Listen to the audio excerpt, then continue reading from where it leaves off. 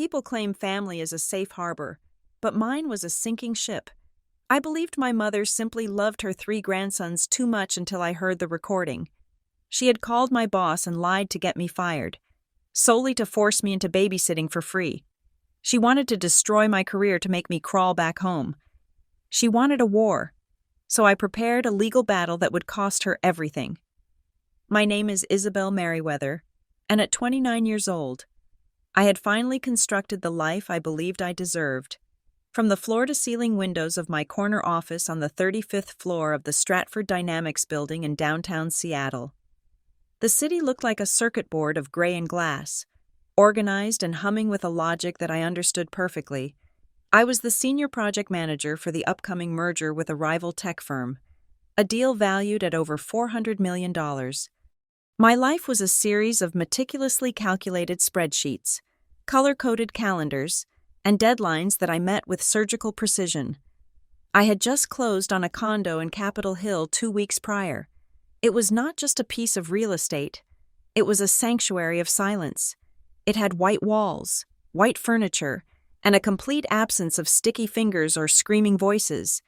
It was the antithesis of the environment I had grown up in. And it was the physical manifestation of every overtime hour I had worked since graduating college. I stood there that Friday afternoon, sipping an espresso that cost $6, feeling the cool air conditioning against my skin, and believed that I was safe. I believed that my competence was a shield that could protect me from anything. I was wrong. My phone vibrated against the mahogany desk, a harsh, buzzing intruder in my pristine sanctuary. I did not need to look at the screen to know who it was. My mother, Beatrice, had a specific pattern of calling that bordered on harassment. If I did not answer the first time, she would call again immediately. If I ignored the second, she would text. If I ignored the text, she would call my office landline. I pressed the silence button and flipped the phone face down. My older sister, Tiffany, was 34 years old. By biological standards, she was an adult. By any functional standard, she was a chaotic natural disaster that I was expected to constantly mitigate. Tiffany was a single mother to 3 boys aged 5, 7, and 9. They were not bad children inherently, but they were feral. Tiffany did not believe in discipline. She believed in free-range parenting, which in her case translated to letting them destroy property while she scrolled through social media or complained about her latest breakup. The vibration on the desk stopped, only to start again 10 seconds later.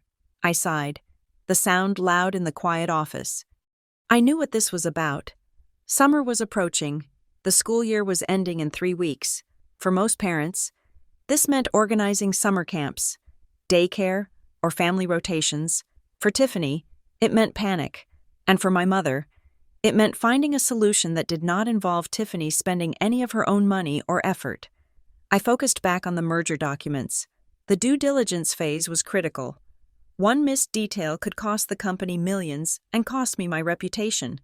I was good at this because I removed emotion from the equation. Data did not cry. Data did not guilt-trip you. Data simply was. I managed to avoid their calls for the rest of the workday, but I knew I could not avoid the Sunday dinner. It was a mandatory ritual. My mother claimed it was about family bonding, but I knew it was actually a weekly performance review where my life was critiqued and my resources were assessed for redistribution. I arrived at my mother's house at 6 p.m. on Sunday. The lawn was overgrown. The paint on the porch was peeling. It was a house that smelled perpetually of old cooking oil and resentment. As soon as I walked in, the noise hit me. My 3 nephews were screaming in the living room, chasing each other with plastic swords. One of them, the 7-year-old, crashed into my legs. He did not apologize. He just laughed and ran away. Tiffany was on the couch, painting her nails. She did not look up. "You're late," she said. "I'm on time," I corrected, checking my watch. "Dinner is at 6." My mother walked out of the kitchen, wiping her hands on a stained apron. She looked tired, but her eyes had that sharp, calculating glint that I had learned to fear. "Isabel, you look expensive. Is that a new suit?" It's work clothes. Mom, I said, sidestepping a flying cushion. How are you? Exhausted. She sighed, the word heavy with implication. Helping your sister is a full-time job. Unlike some people, I can't just clock out. We sat down to dinner 10 minutes later. The table was chaotic. The 9-year-old knocked over a glass of milk within the first 3 minutes. Tiffany did not move to clean it up. She just sighed and looked at Mom. My mother got up, her knees cracking, and fetched the paper towels. I watched this dynamic, the familiar burn of irritation rising in my chest. This was their dance. Tiffany created the mess. Mom cleaned it up, and I was expected to pay for the supplies. So, my mother started, cutting into her overcooked pot roast. Summer is coming up. I stiffened. Yes. Tiffany has been looking at the prices for day camps. They are criminal. Isabel, absolutely criminal. $2,000 for 6 weeks. Who has that kind of money? I took a sip of water, keeping my face neutral. That sounds about right for a decent program. Well, she can't afford it, Mom said sharply, and neither can I. Her child support checks are late again, and you know my pension is barely enough to keep the lights on.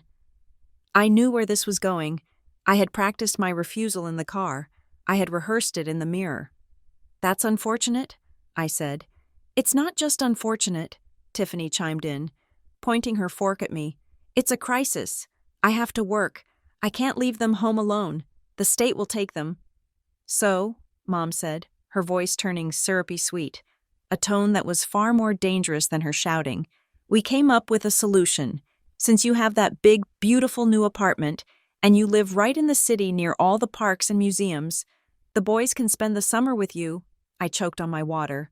I coughed, putting the glass down hard. Excuse me? It's perfect, Mom continued, ignoring my reaction. You have 2 spare bedrooms. You make plenty of money, so feeding them won't be an issue, and it will be good practice for you. You're almost 30. You need to learn how to handle a family. No, I said. The word hung in the air, stark and absolute. The table went silent. Even the boys seemed to sense the shift in atmospheric pressure. What do you mean? No, Tiffany asked, her voice rising. I mean no, I said, my voice steady despite the rapid beating of my heart. I work 10 to 12 hours a day. I am leading a merger that is critical for my company. I am not a daycare center. I cannot have 3 children in my apartment, unsupervised, while I'm at the office, and I certainly cannot watch them while I'm working. You can work from home, Mom argued. Everyone does that now. You sit on a computer all day. You can just let them watch TV while you type. That is not how my job works, I said, trying to keep the condescension out of my tone. I have meetings. I have conference calls. I need silence. And frankly, I did not buy my home to turn it into a playground. My mother slammed her fork down. The sound echoed like a gunshot. Isabel Merriweather, you are selfish. I am employed, I corrected. You are selfish, she repeated, her face reddening. Your sister is drowning. She is doing everything she can to raise these boys without a father, and you sit in your ivory tower with your expensive suits and your empty rooms, and you refuse to lift a finger to help your own blood. I have helped, I said, my voice getting colder. I paid for Tiffany's car repair last month. $1,200. I paid for the youngest one's dental surgery. $800. I help financially when I can. But I cannot give you my time. My time belongs to my employer. Family comes first, Mom shouted.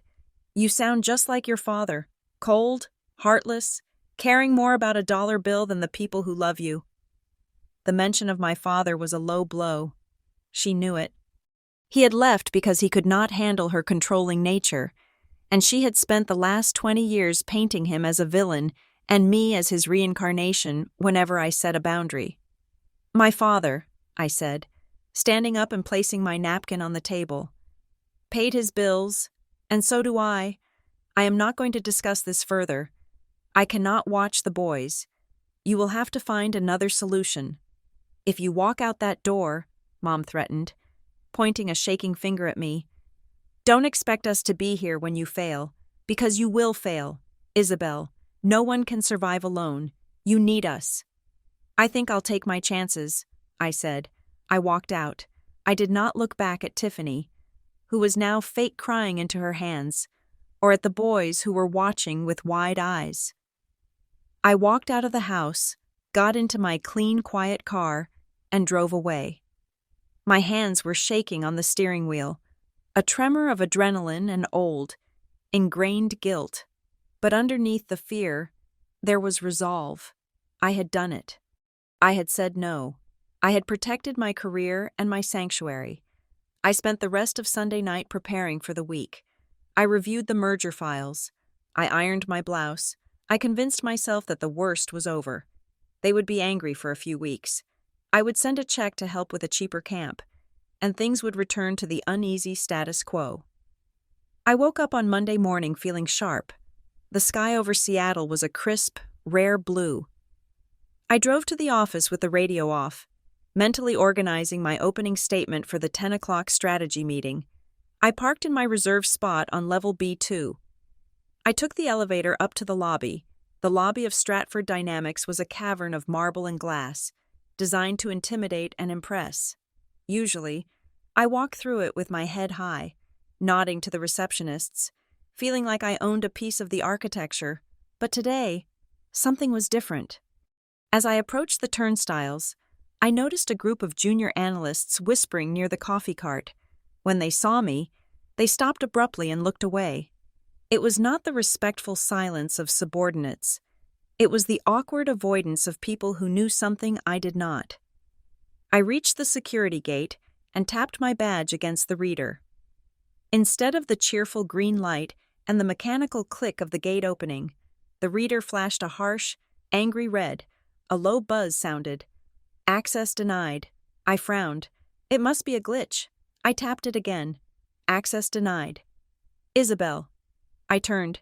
Jerry, the head of lobby security, was walking towards me. Jerry and I had a good relationship. I always gave him a Starbucks gift card at Christmas. He usually greeted me with a smile and a comment about the weather. Today, his face was grim. He was not alone. 2 other guards were standing a few feet behind him, their posture rigid.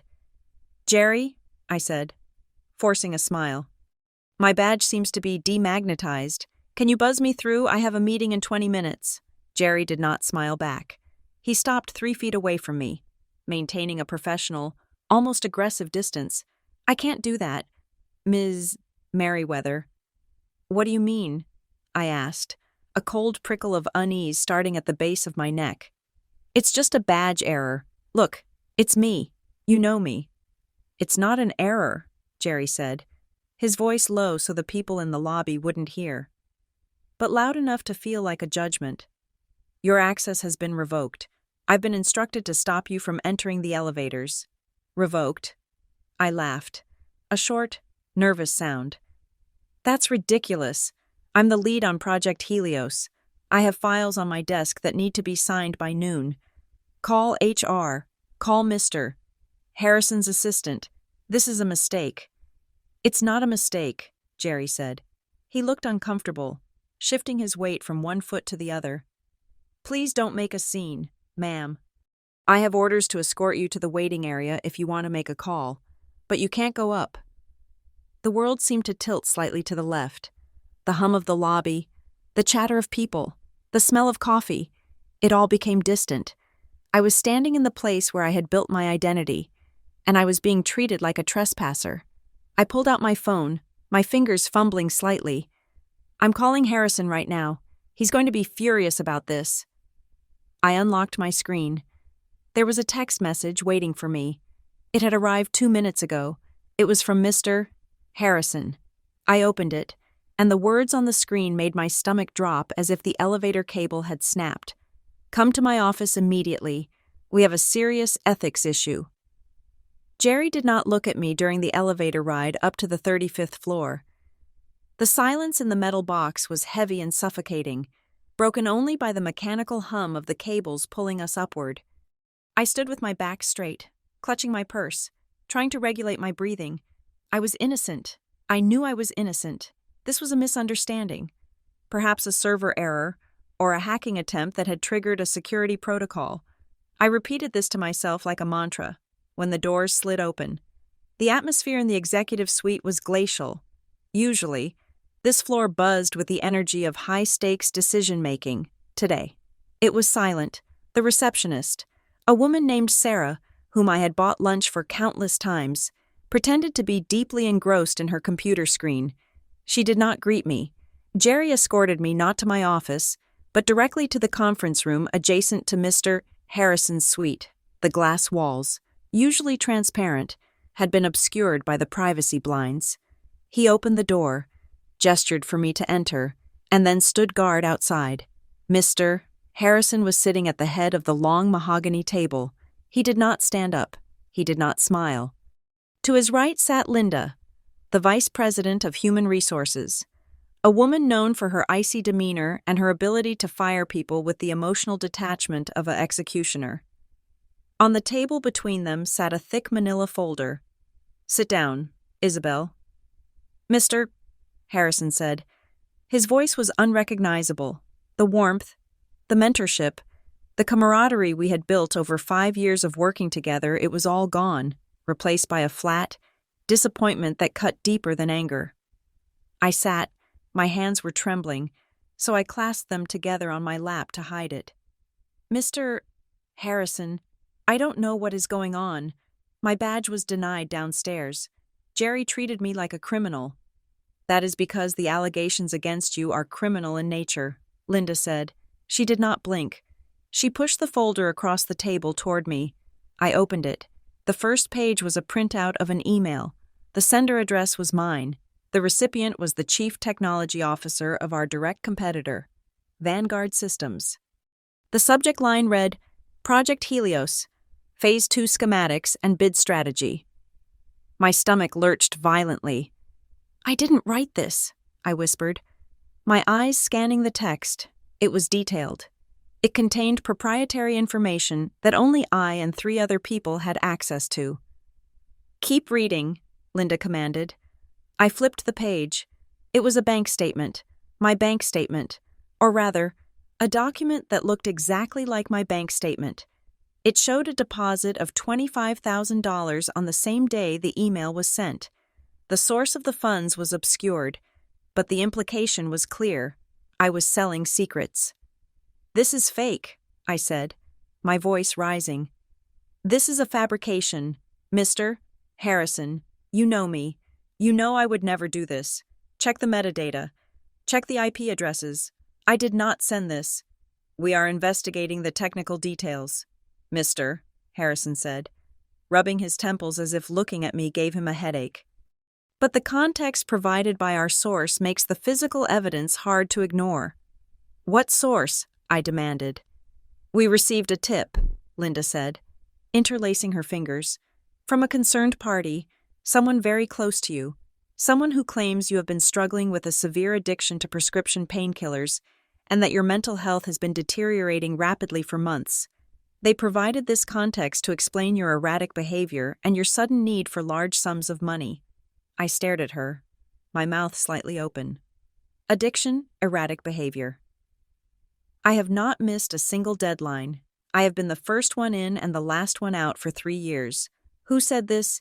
We cannot reveal the source," Linda said. "But they provided personal details that only a family member or a close confidant would know. They claim you have been spiraling since your father passed away, and that you finally snapped." My blood ran cold. My father, my addiction, these were not random lies. These were narratives crafted to hurt me specifically. "This is a lie," I said, tears of frustration pricking my eyes. "I am not an addict. I am not selling secrets. Someone is trying to frame me." "Isabel," Mr. Harrison said, and his voice softened just enough to break my heart. "I want to believe you. I really do. But the board has seen the email. The competitor has already adjusted their bid in a way that suggests they have our data. The damage is done." "So you are firing me?" I asked, feeling the room spin. We are placing you on unpaid suspension pending a full external investigation, Linda corrected. However, given the severity of the data breach, we are revoking your access to all company systems and properties immediately. You will hand over your company laptop and phone now. You will be escorted to your desk to collect your personal effects, and then you will be escorted out of the building. Unpaid suspension, I repeated. It was a soft firing. A way to get rid of me while they covered their legal bases. Please place your devices on the table, Linda said. I numbly reached into my bag and pulled out the company phone and the sleek laptop I had used to build my career. I placed them on the mahogany surface. It felt like I was surrendering my weapons, my shield, and my identity all at once. The walk to my desk was a blur of humiliation.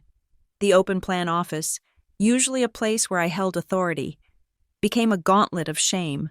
Jerry walked 2 steps behind me, his hand hovering near his belt. Heads turned, whispers erupted like wildfire behind me. I could feel their eyes burning into my back, the pity, the judgment, the excitement of a scandal. I reached my office. I grabbed a cardboard box from the supply closet. I did not pack everything. I left the awards. I left the framed certificate for the project I had completed last year. I only took my personal mug, a spare pair of heels, and the photograph of my father, Mr. Harrison did not come out to say goodbye. 10 minutes later, I was standing on the sidewalk outside the building. The sun was still shining. The city was still moving, but I was standing there holding a box, stripped of my title, my income, and my reputation. The glass doors of Stratford Dynamics reflected my image, a woman in a sharp suit looking utterly defeated. I took a taxi home. I could not bear the thought of driving. I stared out the window as the city rolled by, my mind racing in circles. Who hated me enough to forge bank statements? Who knew enough about my work to fake a leak? Who would paint me as a drug addict? The taxi pulled up to my condo building. I paid the driver with a shaking hand and stepped out. All I wanted was to go upstairs, lock the door, pull the blinds, and scream until my throat bled. But as I turned toward the entrance, I saw her. My mother was sitting on the low stone wall surrounding the flower beds of my building. She was wearing a floral dress and holding a Tupperware container.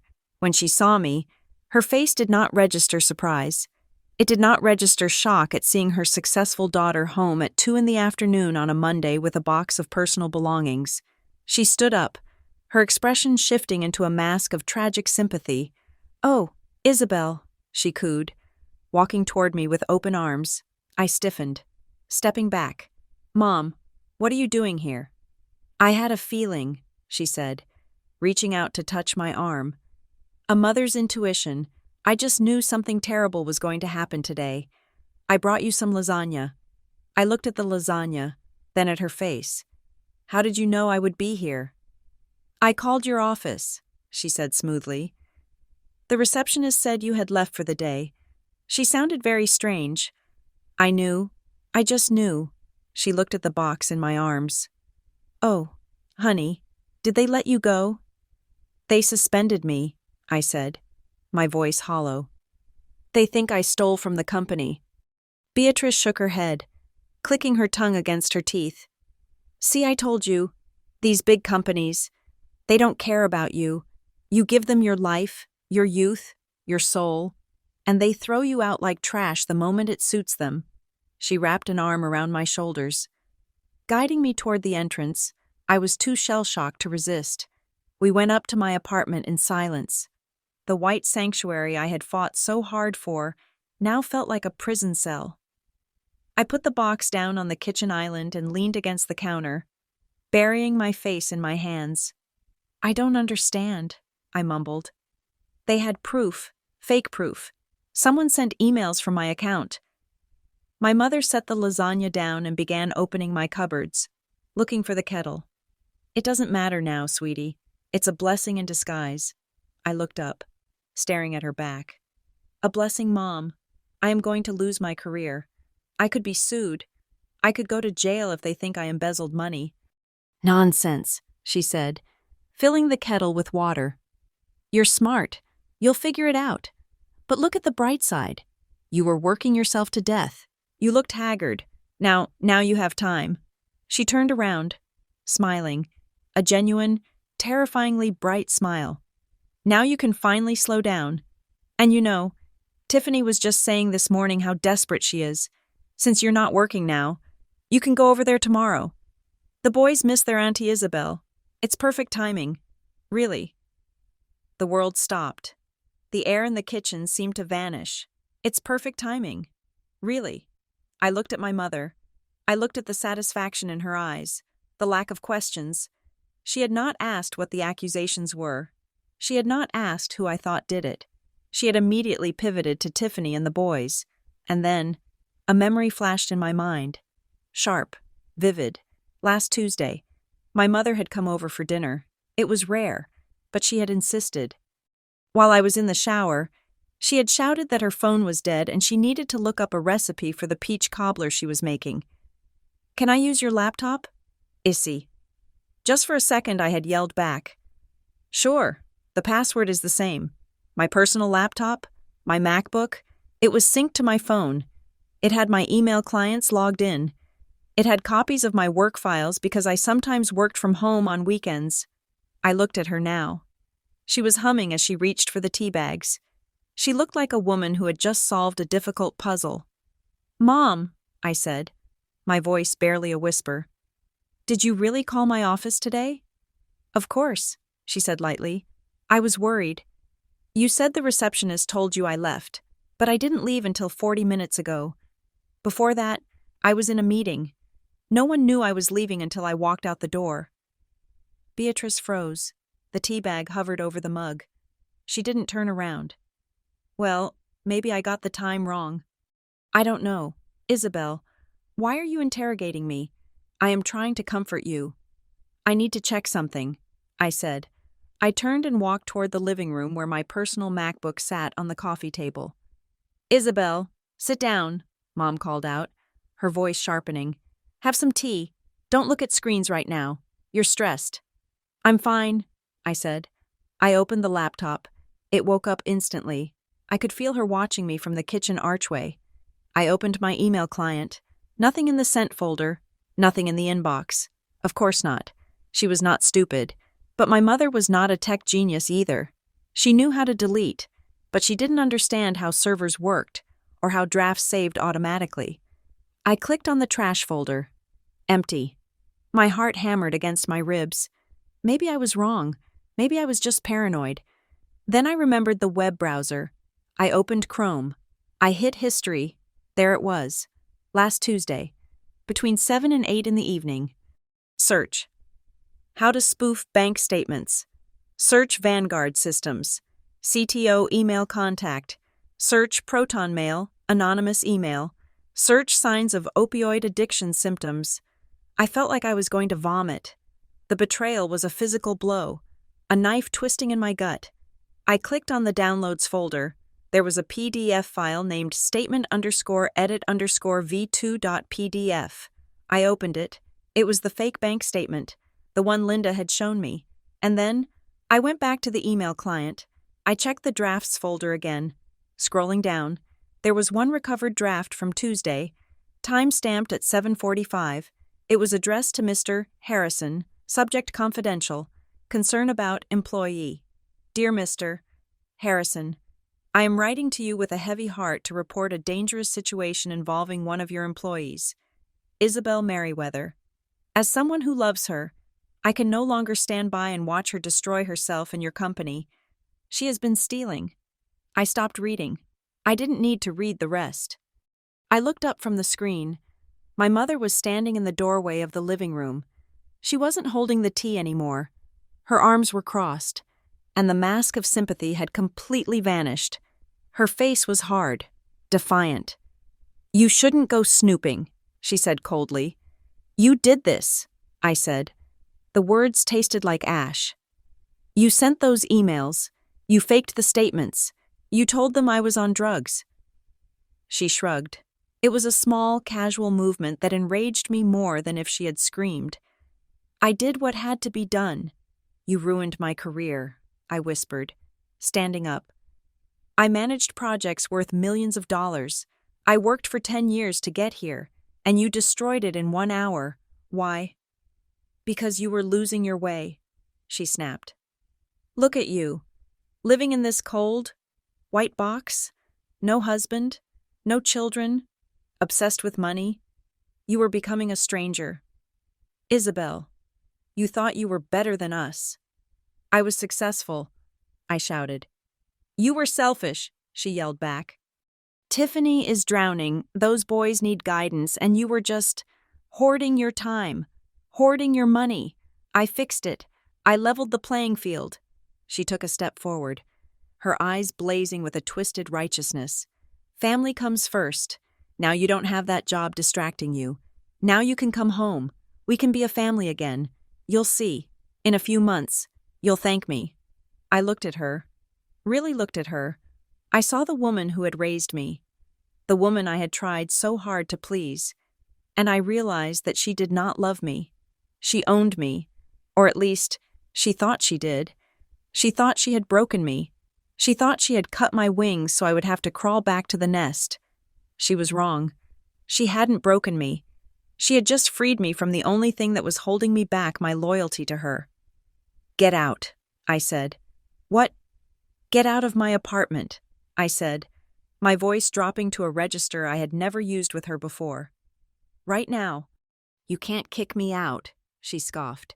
I'm your mother, and you need me. You're unemployed. Isabel, you're nothing without that job. I said get out, I screamed, grabbing her purse from the counter and throwing it into the hallway. She stared at me, shocked by the violence of the action. Then she narrowed her eyes. Fine. Pout. Throw a tantrum. But tomorrow morning, 7 o'clock, you be at Tiffany's, because you have nowhere else to go. She turned and walked out, slamming the door behind her. I stood in the silence of my ruined life. I looked at the laptop screen, at the evidence of the crime my own mother had committed against me. She wanted me to be a babysitter. She wanted me to pay my dues to the family. Okay, Mom, I whispered to the empty room. I'll play your game, but you really don't want to know how I play. I reached for my phone. I didn't call Tiffany. I didn't call the bank. I dialed a number I hadn't used in 3 years. Marcus, I said when the voice on the other end answered. It's Isabel. Don't hang up.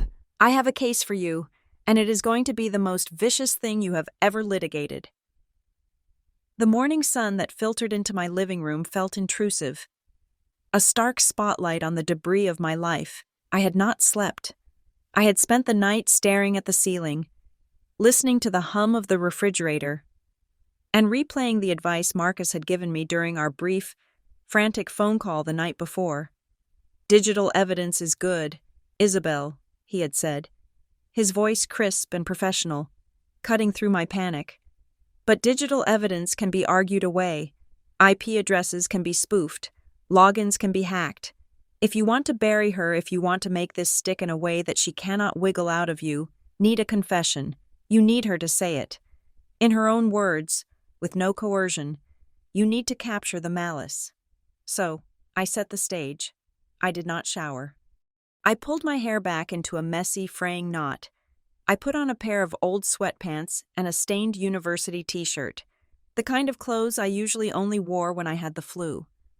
I closed the blinds, plunging the apartment into a gloom that matched the narrative I was about to sell.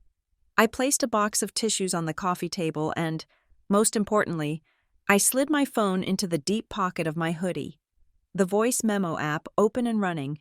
Then, I texted her, Mom, please come over. I don't know what to do. I think my life is over. It took her less than 15 minutes to arrive. She must have been waiting nearby, circling the block like a shark smelling blood in the water. When I opened the door, I made sure to keep my shoulders slumped, my eyes downcast. Beatrice swept into the apartment with an energy that was almost electric. She did not look like a concerned mother. She looked like a general surveying a conquered city. She was carrying a bag of groceries, bustling past me into the kitchen as if she already owned the place. Oh, Isabel, she sighed. But there was a lilt to her voice, a suppressed melody of triumph. I got your text. I came as fast as I could. Have you eaten? You look terrible. I can't eat, I whispered. Walking into the living room and collapsing onto the sofa, I buried my face in my hands, letting out a ragged, theatrical breath. Mr. Harrison called me this morning. The legal department is involved. They said I will never work in this industry again. The black mark on my record is permanent. This was a lie. Mr. Harrison had not called, but Beatrice did not know that. She sat down next to me, placing a hand on my knee. Her touch was warm, but it made my skin crawl. Shh, it's okay. It's okay. It's not okay, I cried out, forcing a wobble into my voice. I lost my salary. I lost my reputation. I have a mortgage. Mom, I have bills. If I can't work, I lose everything. I lose this apartment. I peeked through my fingers to gauge her reaction. I expected to see worry about my financial stability. Instead, I saw relief. I saw a smile she was trying desperately to hide behind a mask of maternal concern. Well, she said softly, patting my knee, maybe that isn't the worst thing in the world. I looked up, letting my eyes widen in fake confusion. What? This apartment, she said, gesturing vaguely at the high ceilings and the modern art I had carefully selected. It's too much for you, Isabel. It's cold. It's isolating. And the mortgage. It's a noose around your neck. If you sell it now, before the bank takes it, you can pay off your debts. And go where? I asked. I have nowhere to go. This was the cue she had been waiting for. She shifted on the sofa, turning her body fully toward me. Her eyes were shining. You come home, she said firmly. You come back to us. Your old room is exactly how you left it. Tiffany and we've been talking. We can make room for you. We can be a family again. But I'm 30 years old, I protested weakly. I can't live in my childhood bedroom. You can, and you will, she corrected. It's for the best. You need to heal. Isabel, you've been running on this hamster wheel of corporate greed for too long. It broke you. Look at you now. You're a mess. But at home I can cook for you. And you? She paused, her smile widening. You can help us. You can be useful again. Useful, I echoed. Tiffany is drowning, Beatrice said, her voice dropping to a conspiratorial whisper. But if you are home, you can take over the afternoons with the boys. You can handle the school runs. You can help them with their homework. It would give your sister a chance to breathe. And it would give you a purpose, a real purpose, not just moving numbers around on a spreadsheet. The arrogance was breathtaking. She was not just offering me a place to stay, she was assigning me a job description. The unpaid servant, the live-in nanny. I took a deep breath, steeling myself. It was time to spring the trap. Mom, I said, keeping my voice trembling but loud enough for the microphone in my pocket to catch every syllable. I need to know. Please, just tell me the truth. What truth? She asked innocently. Did you do it? I looked directly into her eyes. Did you call Mr. Harrison? Did you send those emails? The room went silent. The refrigerator hummed in the background.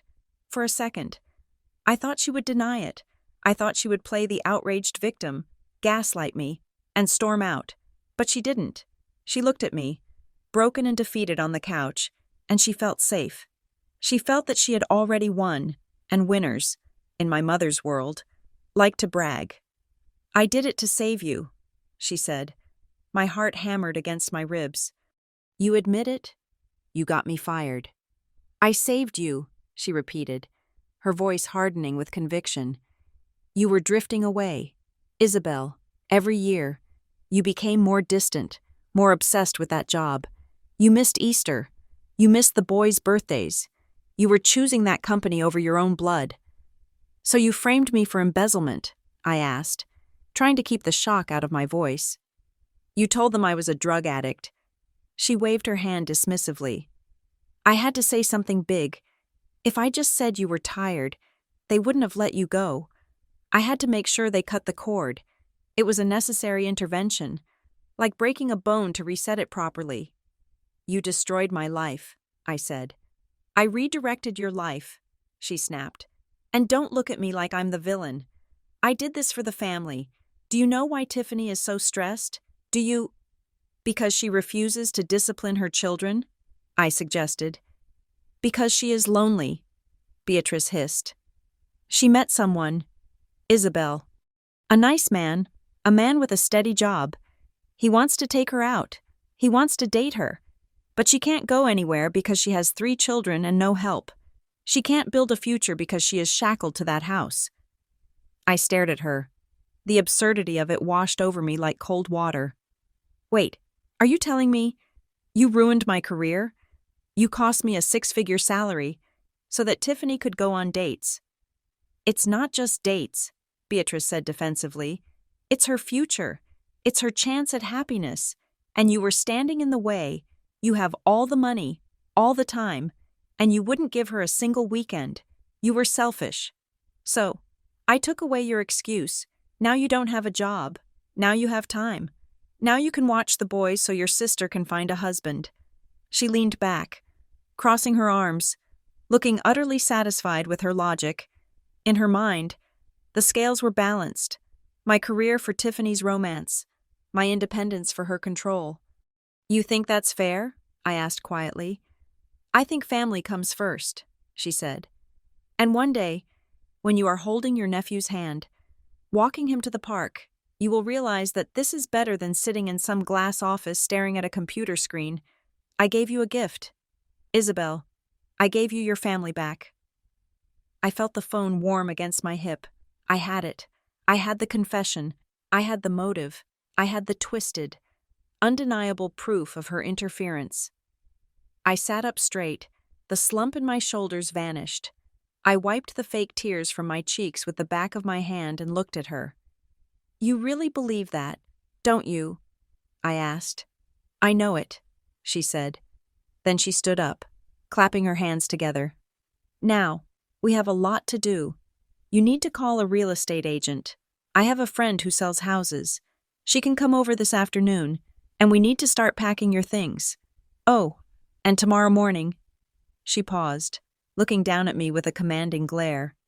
Tiffany has a breakfast date tomorrow morning, 7 o'clock. You need to be at her house by 6:45 to watch the boys while she gets ready. Don't be late, and don't wear those sweatpants. You need to look presentable when you walk the boys to school. I stood up. I was taller than her in my heels, but even in my bare feet, I felt like I was towering over her.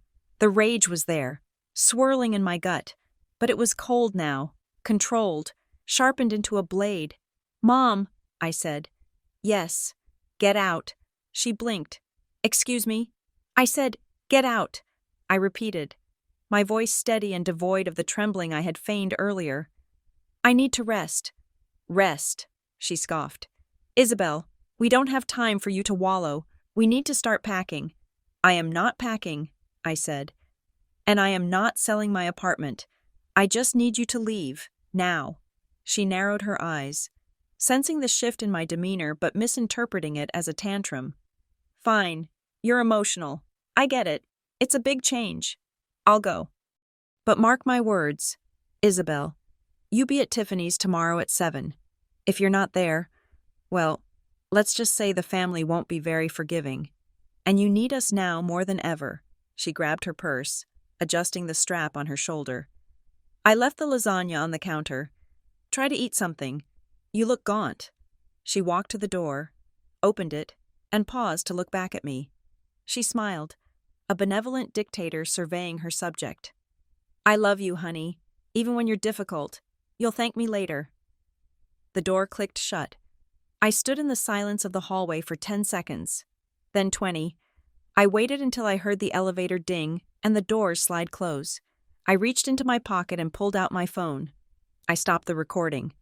Recording saved, 14 minutes and 32 seconds. I pressed play. My mother's voice, clear and sharp, filled the room. I did it to save you. I had to make sure they cut the cord. You can watch the boys so your sister can find a husband. I walked over to the window and pulled up the blinds. The sun was bright, blindingly so. Below me, the city of Seattle continued to move. indifferent to my personal catastrophe, but I was no longer part of the wreckage. My mother wanted a babysitter. She wanted a servant. She wanted to break me down until I was nothing more than an extension of her own will. She thought she had stripped me of my power. She thought that by taking my job. She had taken my identity, but she had forgotten who I was. I was a project manager. I specialized in risk assessment, crisis management, and hostile takeovers. She had just handed me the ultimate leverage. She wanted me at Tiffany's at 7 o'clock. I would be there, but I wouldn't be watching the children. I dialed Marcus's number. He picked up on the first ring. "Did you get it?" he asked. "I got everything," I said, my voice flat and hard. She admitted it. She admitted the fake emails, the call to Harrison, the motive. She admitted she did it so I would be forced to babysit my nephews. "Perfect," Marcus said, and I could hear the smile in his voice. "Upload the file to the secure cloud server I sent you. Do not lose that phone. That recording is your golden ticket. It proves malice. It proves tortious interference. It proves defamation. Isabel, we are going to burn her down." "I know," I said. "But Marcus, I need you to prepare the filing quickly. I want her served soon." "We can have the papers ready in 48 hours, he promised. "What are you going to do until then?"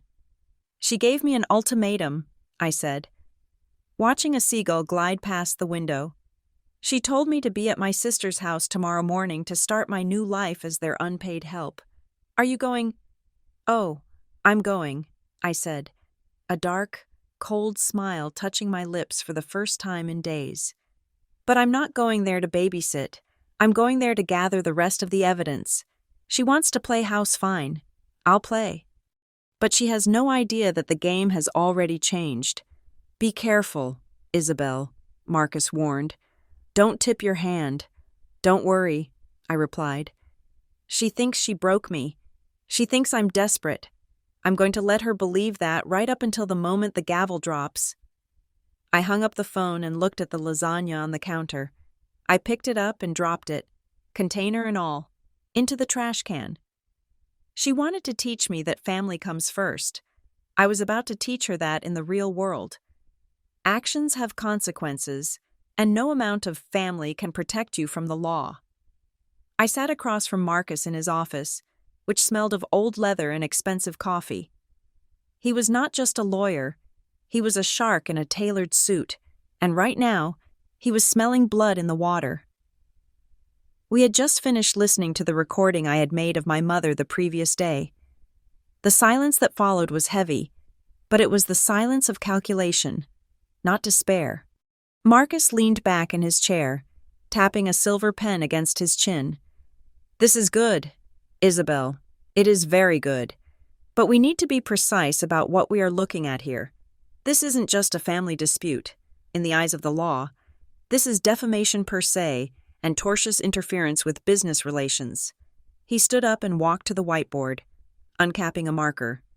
"Defamation per se means the statements she made were so damaging to your professional reputation that we do not even need to prove you lost money, though we certainly will prove that too. Accusing a project manager of drug addiction and embezzlement, that is a career death sentence, and tortious interference.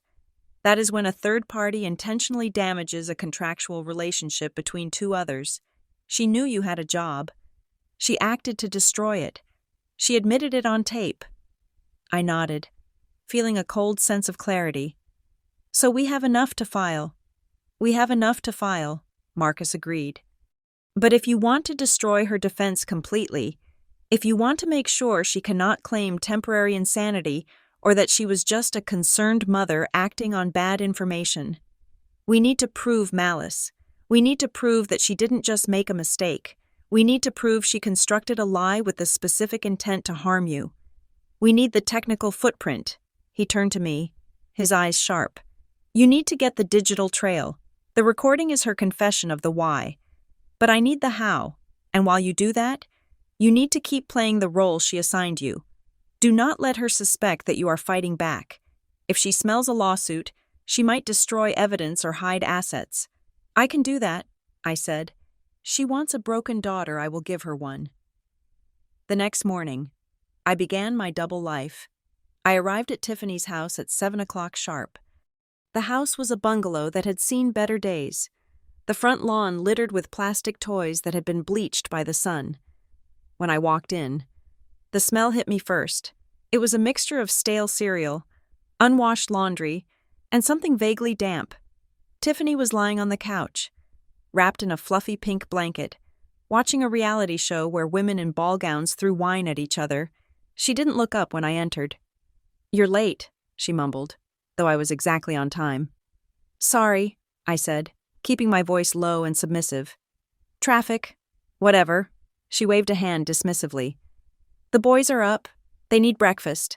I have a headache, so keep them quiet. And Tyler needs his gym kit washed for school. The machine is in the back." I walked into the kitchen. My 3 nephews, Leo, Sam, and Tyler, were already in the middle of a war zone. A box of sugary cereal had been overturned on the floor, and milk was dripping from the edge of the table. They were screaming, chasing each other with sticky hands. In my old life, the project manager in me would have established order immediately. I would have set rules, assigned tasks, and cleaned the mess. But I wasn't the project manager here. I was the spy. I stepped over the cereal. I didn't scold them. I didn't tell them to stop screaming. I simply took a notepad out of my purse and wrote down the date and time. 7:10 in the morning. Tiffany on couch, children unsupervised, health hazard in kitchen. I made them toast, moving mechanically. As I worked, I observed, Tiffany wasn't just overwhelmed. She was negligent. She stayed on that couch for 3 hours. She didn't ask if they had brushed their teeth. She didn't check their backpacks. She just shouted at the television screen while I navigated the chaos of her life. When the boys finally left for school, I had to walk them 3 blocks because Tiffany claimed her car was making a weird noise. I returned to the house. "The kitchen is a mess," Tiffany said from the living room. "And the bathroom upstairs is gross. Mom said you would help out around the house since you're living there rent-free soon." I paused. The audacity was breathtaking.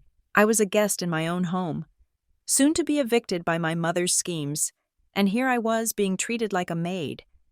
"Sure, Tiffany," I said. "I'll get right on it." I went upstairs to the bathroom.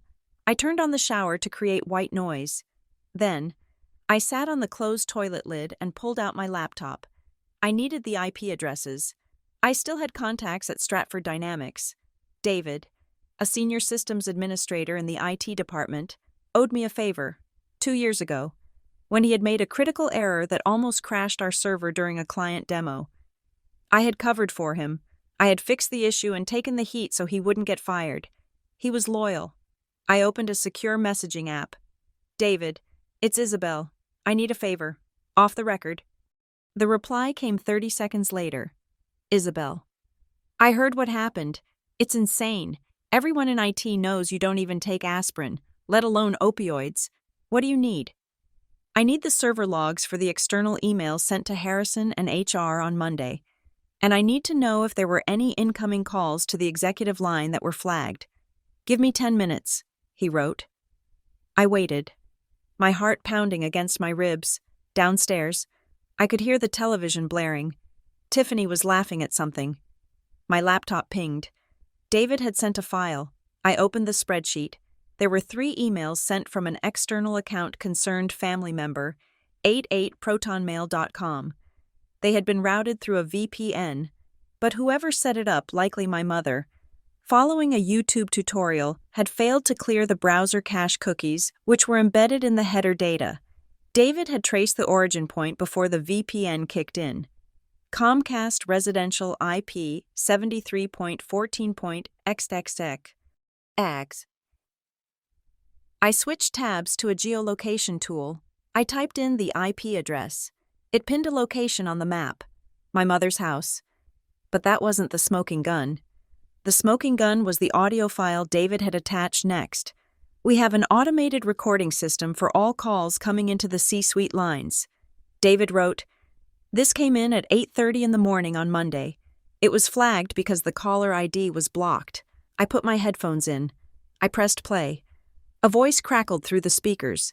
It was my mother's voice, but it was pitched lower, trying to sound sophisticated and distraught. "Hello, is this Mr. Harrison's office?" "Yes, please.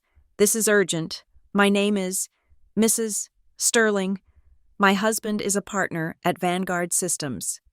I am calling because I have information about one of your employees, Isabel Merriweather. Yes, it is terribly awkward, but she has been propositioning my husband for company secrets in exchange for money to fund her drug habit. I have text messages. I am sending them over. Please, you have to stop her before she ruins both our companies." I sat there, frozen. Mrs. Sterling. She had invented a persona. She hadn't just reported me. She had crafted a piece of theater. She had implicated a rival company. She had accused me of corporate espionage and prostitution in a single breath. This was not a mother trying to save her daughter. This was a targeted assassination of my character. "Malice," I whispered to the empty bathroom. "This is Malice." I downloaded the files and uploaded them immediately to the secure cloud folder Marcus had set up. I spent the rest of the day scrubbing Tiffany's toilets and folding her laundry. Every time I scrubbed a stain, every time I picked up a dirty sock, I added it to my mental ledger. I was earning my victory, 1 hour of humiliation at a time. When I finally left Tiffany's house at 6 p.m, I was exhausted. My hands smelled of bleach. My back ached. I drove to my mother's house. I had to keep up appearances. Beatrice was in the garden, watering her hydrangeas. When she saw me, she beamed. "There she is," she called out, waving the hose, the working girl. "How was it? Did you have fun with the boys?" "It was a lot," I said, affecting a tired, beaten posture. "You'll get used to it," she said cheerfully. "I was just telling Mrs. Gable next door about the change. She thinks it is so wonderful that you are stepping up." I told her. My Isabel finally realized that a corner office can't hug you back. Everyone is so proud of you for making the right choice.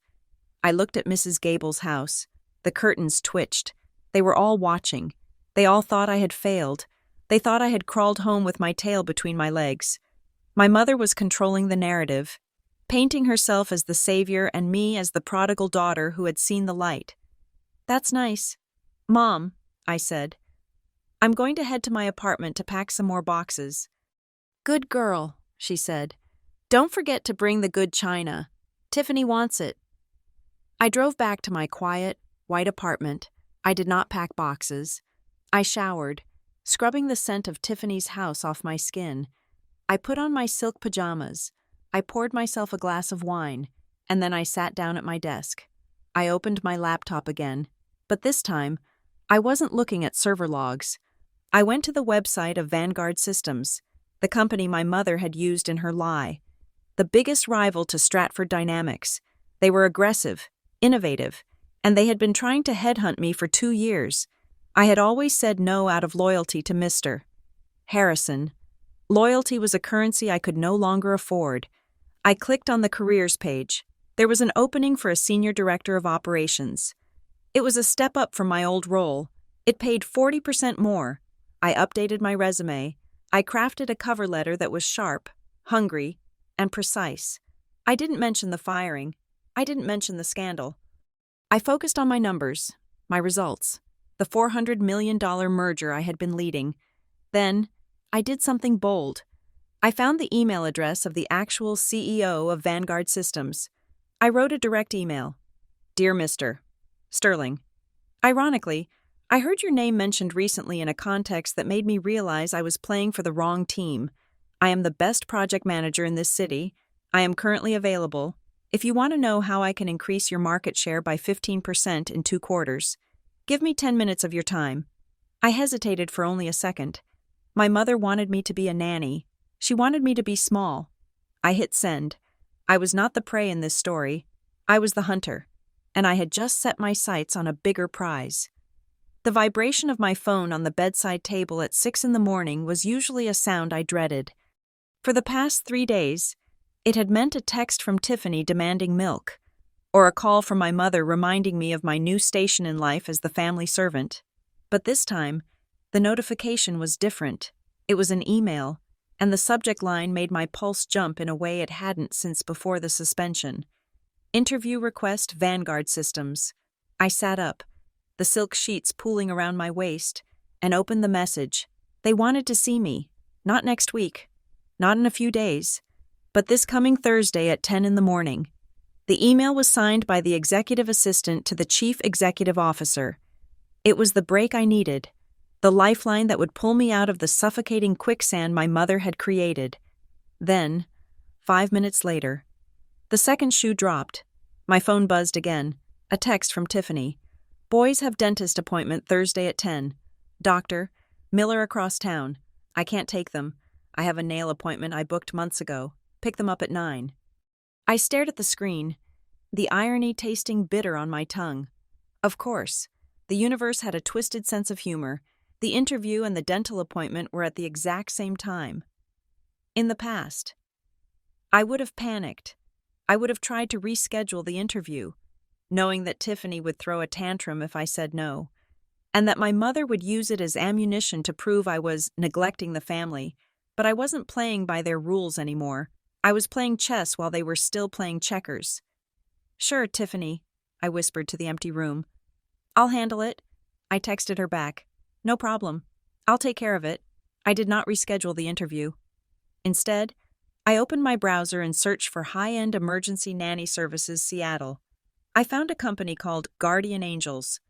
They were expensive $45 an hour with a 4-hour minimum, but they were bonded, insured, and their personnel were background-checked former teachers and nurses. I booked a nanny named Sarah for Thursday morning. I gave her specific instructions: arrive at Tiffany's house at 8:45. Identify herself as a colleague of mine helping out. Put the boys in her car. Take them to the dentist. Buy them ice cream afterward, and bring them back. I paid the deposit without blinking. It was an investment. Thursday morning arrived with a gray, drizzling sky. I drove to Tiffany's house wearing my anti-uniform jeans and a loose sweater. I walked in at 8:30. The boys were running around with half-brushed teeth, and Tiffany was still in her bathrobe, scrolling through her phone. You're early, she grunted. Just wanted to make sure they're ready, I said. By the way, I have a thing I need to handle for the estate lawyer regarding Dad's old papers. So a friend of mine from the firm is going to drive them to the dentist. I'll meet them there. It was a weak lie, but Tiffany wasn't listening. She heard Dad's papers and lawyer and tuned out. Fine, whatever. Just make sure they don't eat sugar after the cleaning. At 8:45, the nanny arrived. She was a professional woman in her 40s with a kind face and a badge on a lanyard. I introduced her, got the boys into her minivan, and watched them drive off. The moment they were out of sight, I ran to my car. I drove to a gym 3 blocks away where I kept a membership I hadn't used in months. I went into the locker room and stripped off the jeans and sweater. Underneath, in a garment bag I had stashed in my trunk, was my armor, a charcoal gray power suit, tailored to perfection, and 4-inch stilettos. I pulled my hair back into a severe professional bun and applied the red lipstick that had been my trademark at Stratford Dynamics. When I walked out of that gym, Isabel the downtrodden babysitter was gone. Isabel the shark had returned. I walked into the Vanguard Systems headquarters at 9:50. The building was sleeker than Stratford's, all chrome and blue glass. I checked in at the reception, and the way the security guard looked at me with respect, not pity, almost made me cry. The interview was with a panel of 3, including the vice president of operations. They grilled me for an hour. They asked about my methodologies, my experience with high-risk mergers, and my leadership style. I answered every question with precision, citing numbers and specific outcomes from my past projects. Then came the elephant in the room. Ms. Merriweather, the vice president said, glancing at my resume, you were at Stratford for 5 years. You were on the fast track. Why did you leave so abruptly? We heard rumors of a compliance issue. I didn't flinch. I folded my hands on the table and looked him in the eye. It wasn't a compliance issue, I said calmly. It was a targeted personal attack. A family member, suffering from severe instability, attempted to sabotage my position to force a change in my personal life. They fabricated evidence. I am currently in the process of litigation to clear my name, and I have irrefutable proof of the fabrication. Stratford panicked and suspended me rather than waiting for the facts. I don't want to work for a company that panics. I want to work for a company that values data over drama. The room went silent. I saw a flicker of admiration in the vice president's eyes. I had turned a scandal into a statement of strength. That is very candid, he said. I believe in transparency, I replied. And I believe in results. My track record speaks for itself. The question is, do you want the person who built Stratford's merger strategy? Or do you want to believe the person who is currently being sued for defamation? I walked out of that building feeling 10 feet tall. I changed back into my jeans in the gym locker room and drove back to Tiffany's house. I arrived just as the nanny was pulling into the driveway. The boys tumbled out, holding ice cream cones, looking happy. I paid the nanny in cash and thanked her. She drove away. I walked the boys inside. See? I called out to Tiffany, who was now painting her toenails in the living room, back safe and sound, teeth clean. Tiffany looked up. Her eyes narrowed. Who was that? Who was who? That woman, Tiffany said, standing up. I looked out the window. That wasn't you driving, and that wasn't a friend. That was a minivan with a logo on the side. Guardian Angels. My stomach tightened. I hadn't realized the car was branded. I told you, I said, keeping my voice light. I hired a service to help with the transport because I had that meeting with the lawyer. You hired a stranger, Tiffany screeched. You put my children in a car with a stranger. She's a professional nanny. Tiffany, she's background checked. You didn't ask me, she yelled, her face turning red. You don't make decisions about my kids. Mom said you were supposed to watch them. You, not some random woman. She grabbed her phone. I'm calling Mom. This is unbelievable.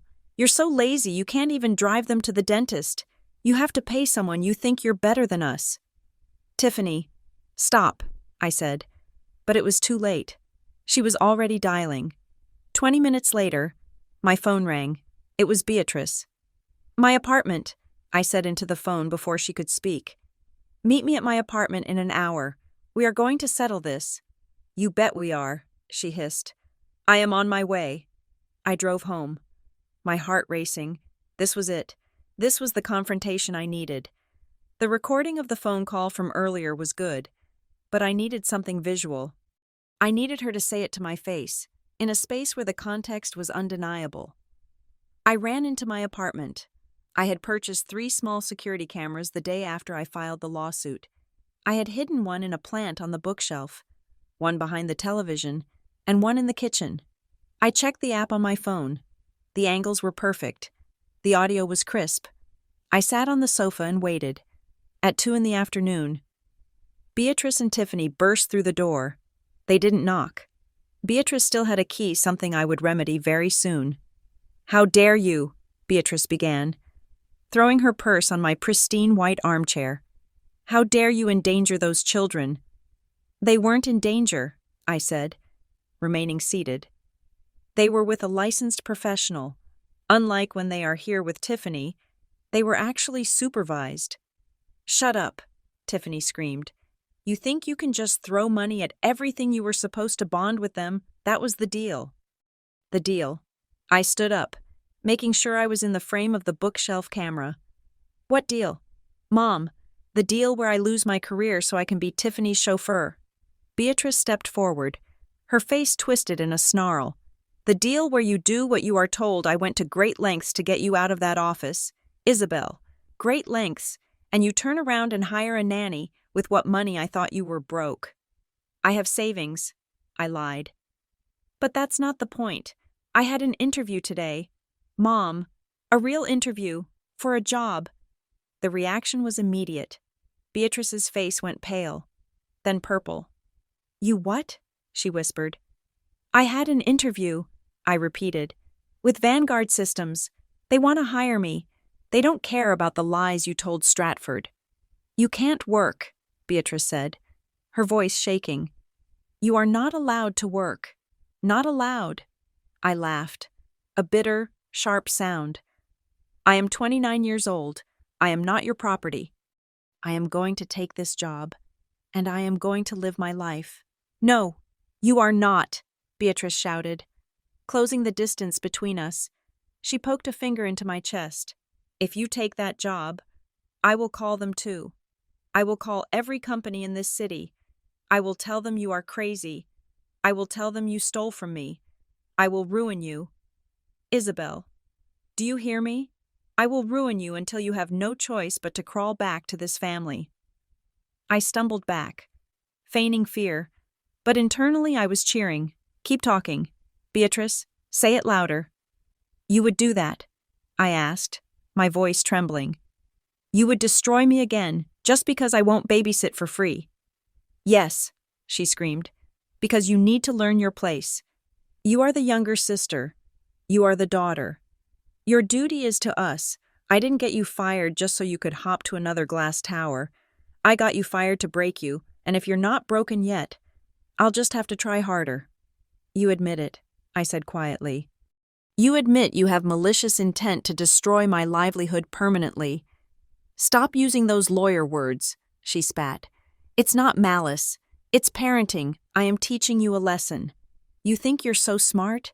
You think you can outrun me? I am your mother.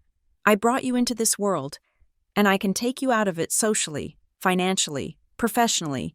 You will babysit those boys. You will sell this apartment, and you will thank me for it. Tiffany nodded in the background, looking smug. Yeah, Isabel, just give it up. Mom always wins. I looked at them. The two women who shared my DNA, the two women who were supposed to be my safe harbor, they looked like monsters. Get out, I said. We're not leaving until you promise to turn down that job. Beatrice threatened. I said get out, I roared, grabbing a vase from the table and smashing it on the floor. The violence of the action startled them. They froze. I am done listening to you, I said, my chest heaving. Get out of my apartment before I call the police. You wouldn't, Beatrice sneered. Try me, I said. I have nothing left to lose. Right, you already took my job. What else can you take? Beatrice glared at me one last time. You'll regret this. I'm calling Vanguard in the morning. Say goodbye to that offer. She stormed out, Tiffany trailing behind her like a loyal dog. When the door slammed shut, I locked it. Then I slid the deadbolt. Then I put the security chain on. I walked over to the bookshelf. I picked up the small black camera hidden between the leaves of a fern. I pulled out the SD card. I plugged it into my laptop. I watched the footage. The image was high definition. The audio was crystal clear. I got you fired to break you. I will call every company in this city. I will ruin you. It was perfect. It was the undeniable proof of a continuous, malicious campaign to destroy my economic prospects. It was the kind of evidence that made judges very angry. I uploaded the file to Marcus. 5 minutes later, my email pinged. It wasn't Marcus. It was Vanguard Systems. Dear Ms. Merriweather, we were very impressed with you this morning. Your resilience and your strategic thinking are exactly what we need. We would like to offer you the position of Senior Director of Operations. I scrolled down to the salary. It was 30% higher than what I had been making at Stratford. It included a signing bonus that would cover my legal fees for the next year. I sat back in my chair and let out a long, shaky breath. I had the job. I had the evidence. And tomorrow, Beatrice was going to try to make good on her threat to call them. But she didn't know that Marcus was filing the injunction at 9 o'clock in the morning. She didn't know that by the time she picked up the phone to dial Vanguard, she would be served with a restraining order and a lawsuit for $500,000. She thought she was teaching me a lesson about family. I was about to teach her a lesson about war. The ink on the retainer agreement was black, permanent, and surprisingly heavy. I sat in Marcus's office on Friday morning, the air conditioning humming a low, steady note that sounded like the countdown to a launch. On the mahogany desk between us lay a stack of documents 3 inches thick. They were not just papers. They were a weapon system. Are you sure? Marcus asked, his pen hovering over the signature line of the affidavit. Once we file this, there is no going back. This becomes public record. It becomes war. They declared war on Monday, I said, my voice steady. I am just finishing it. I signed my name. The loops of the I and the M felt sharp, like barbed wire. We were filing in the Superior Court of Washington. The defendants were Beatrice Merriweather and Tiffany Merriweather. The charges were a litany of calculated destruction, defamation, per se, slander, tortious interference with business relations, intentional infliction of emotional distress, and identity theft. We are asking for damages in the amount of $500,000, Marcus stated, reviewing the final summary. This covers your lost wages from Stratford, the potential loss of future earnings, the cost of reputation management, and punitive damages for the malicious nature of the acts. Since Tiffany knowingly benefited from the fraud and participated in the conspiracy to conceal it, she is named as a co-defendant under joint and several liability. Good, I said. She wanted a free ride. Now she can pay for the ticket. But filing the lawsuit was only the first strike. I had a second target to neutralize before the chaos began. I opened my laptop right there in Marcus's office and finalized the email I had drafted the night before. It was addressed to Mr. Harrison, with a carbon copy to the General Counsel of Stratford Dynamics. Subject exoneration evidence, Merriweather suspension. Dear Mr. Harrison, attached you will find a digital forensic package containing the following: 1. Audio recordings of Beatrice Merriweather admitting to fabricating the allegations against me. 2. Video evidence of her confirming her malicious intent to destroy my employment. 3. IP logs tracing the fraudulent emails to her residence. 4. A sworn affidavit from my legal counsel. I am not asking for my job back. I have already accepted a position elsewhere. However, I am offering you a choice. If Stratford Dynamics issues a formal, public retraction of the suspension and a letter of full exoneration regarding my character within 24 hours, I will agree not to include the company in the upcoming lawsuit for wrongful termination and negligent investigation. If not, my lawyer has instructed me to add Stratford as a third defendant. You have until 5 in the afternoon. I hit send. The response did not take 24 hours. It took 19 minutes. My phone rang. It was the General Counsel of Stratford Dynamics. His voice was tight, panicked, and incredibly polite. Ms. Merriweather, he said, we have received your email. We have reviewed the attachments. I want to personally apologize for the distress this has caused. We were operating on what we believed was credible intelligence. It was a lie told by a vindictive woman, I cut in. I don't need apologies. I need a PDF on company letterhead. You will have it, he promised. And, Ms. Merriweather. We checked our own internal phone logs again. We found 3 more voicemails from that same number. We are releasing them to you immediately to aid in your case against the external party. We want no part of this mess. Smart choice, I said, and hung up. By noon, I had the letter. My name was cleared. The stain on my reputation was scrubbed clean by the very panic I had induced. I forwarded it to Vanguard Systems immediately, just to be safe. Now, the stage was set for the main event. Saturday was my eldest nephew's 10th birthday. It was a milestone in the Merriweather family. Birthdays were mandatory events.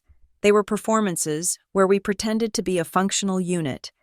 Beatrice had been texting me all morning. Sugary sweet messages reminding me to bring the big gift and to arrive early to help set up. She assumed that our fight on Thursday was just a spat. She assumed I had folded, like I always did. She assumed I would be there to grovel. I would be there, but not to set up folding chairs. I arrived at the park pavilion at 2 in the afternoon. The party was in full swing. There were balloons tied to the picnic tables, a banner that sagged in the middle, and about 30 people milling around aunts, uncles, cousins, and neighbors. The air smelled of charcoal smoke and cheap perfume. When I stepped out of my car, the conversation lulled. I was wearing the same charcoal suit I had worn to my interview. It was armor. It was a statement. I was not Auntie Isabel today. I was a plaintiff. Beatrice was holding court near the cake table. looking triumphant in a floral dress. When she saw me, her smile faltered for a fraction of a second, then widened into a rictus of fake welcome. "Isabel," she called out, loud enough for everyone to hear. "You made it. We were worried you were going to sulk all day. Come, give your nephew a hug." Tiffany was standing next to her, holding a paper plate of potato salad. She smirked at me. "Did you bring the present?" "He wants that gaming console." I walked toward them. The gravel crunched under my heels. I stopped 5 feet away, creating a circle of silence around us. The guests sensed the tension. The chatter died down. Even the kids stopped running. "I didn't bring a gift," I said, my voice carrying clearly in the sudden quiet. "I brought a guest." Beatrice frowned, looking past me. "Who did you bring a date, finally?" I turned slightly and nodded toward the parking lot. A nondescript gray sedan had just pulled up. A large man in a cheap windbreaker got out. He held a thick envelope in his hand. He walked toward us with a heavy, purposeful stride. He was not a guest. He was a process server. Beatrice watched him approach, confusion wrinkling her forehead. "Isabel, who is that?" The man stopped in front of her. "Are you Beatrice Merriweather?" "Yes," she said, straightening her spine. "Who are you?" "And are you Tiffany Merriweather?" he asked, looking at my sister. "Yeah," Tiffany said, her mouth full of potato salad. The man extended his hand. He thrust the thick envelope toward Beatrice and a second, slightly thinner one toward Tiffany. "You have been served," he said flatly. "Courtesy of the Superior Court of Washington." He turned and walked away before they could even react. Beatrice looked down at the envelope. It was heavy, official. The seal of the court was visible in the corner. Her hands started to shake. "What is this?" she whispered. "Open it," I said. She tore the envelope open. She pulled out the top document. It was the summons. Her eyes scanned the page, darting back and forth. I watched her face transform. Confusion turned to shock. Shock turned to horror. And then, horror turned to a red, boiling rage. $500,000, she shrieked. The sound was so piercing that a flock of pigeons took flight from the nearby trees. The entire party gasped. My Aunt Helen dropped her fork. "You?" Beatrice looked up at me, her face contorted. "You are suing me for $500,000. And Tiffany," I added calmly, "for conspiracy and damages." Tiffany dropped her plate. "What me? I didn't do anything." "You knew," I said. "You let her do it. You benefited from it. You are an accomplice." Beatrice stepped forward, the papers crumpling in her fist. "Have you lost your mind? I am your mother. You cannot sue your mother." "I can," I said, and I did. "This is insane," Beatrice yelled, waving the lawsuit in the air like a flag. "Everyone, look at what my ungrateful daughter is doing. She is dragging her own flesh and blood into court because I asked her to help with her nephews. She is trying to bankrupt us." She turned back to me, her eyes wet with angry tears. "How could you? After everything I sacrificed for you, I gave you life. And then you tried to destroy it," I replied. "You committed felonies, Mom, identity theft, slander. You called my employer and lied to get me fired. That isn't parenting. That is sabotage." "I did it for the family," she screamed. "Family comes first." "No," I said. "Control comes first for you. You didn't want a daughter. You wanted a servant. You wanted a bank account." Beatrice looked around at the guests, looking for support, but no one was stepping forward. My Aunt Helen looked pale. My cousins were staring at their shoes. They had heard the rumors, but seeing a lawsuit served at a birthday party was a level of reality they weren't ready for. Desperate. Beatrice tried to regain dominance. She laughed, a high, manic sound. She looked at the papers in her hand, then ripped them in half. "There," she shouted, tearing them again and again until they were just confetti. She threw the pieces in my face. The sharp corners of the paper scratched my cheek, but I didn't flinch. "There is your lawsuit," she spat. "It is garbage. Just like you, no court in the world will side with a daughter who attacks her mother. I birthed you. I own you.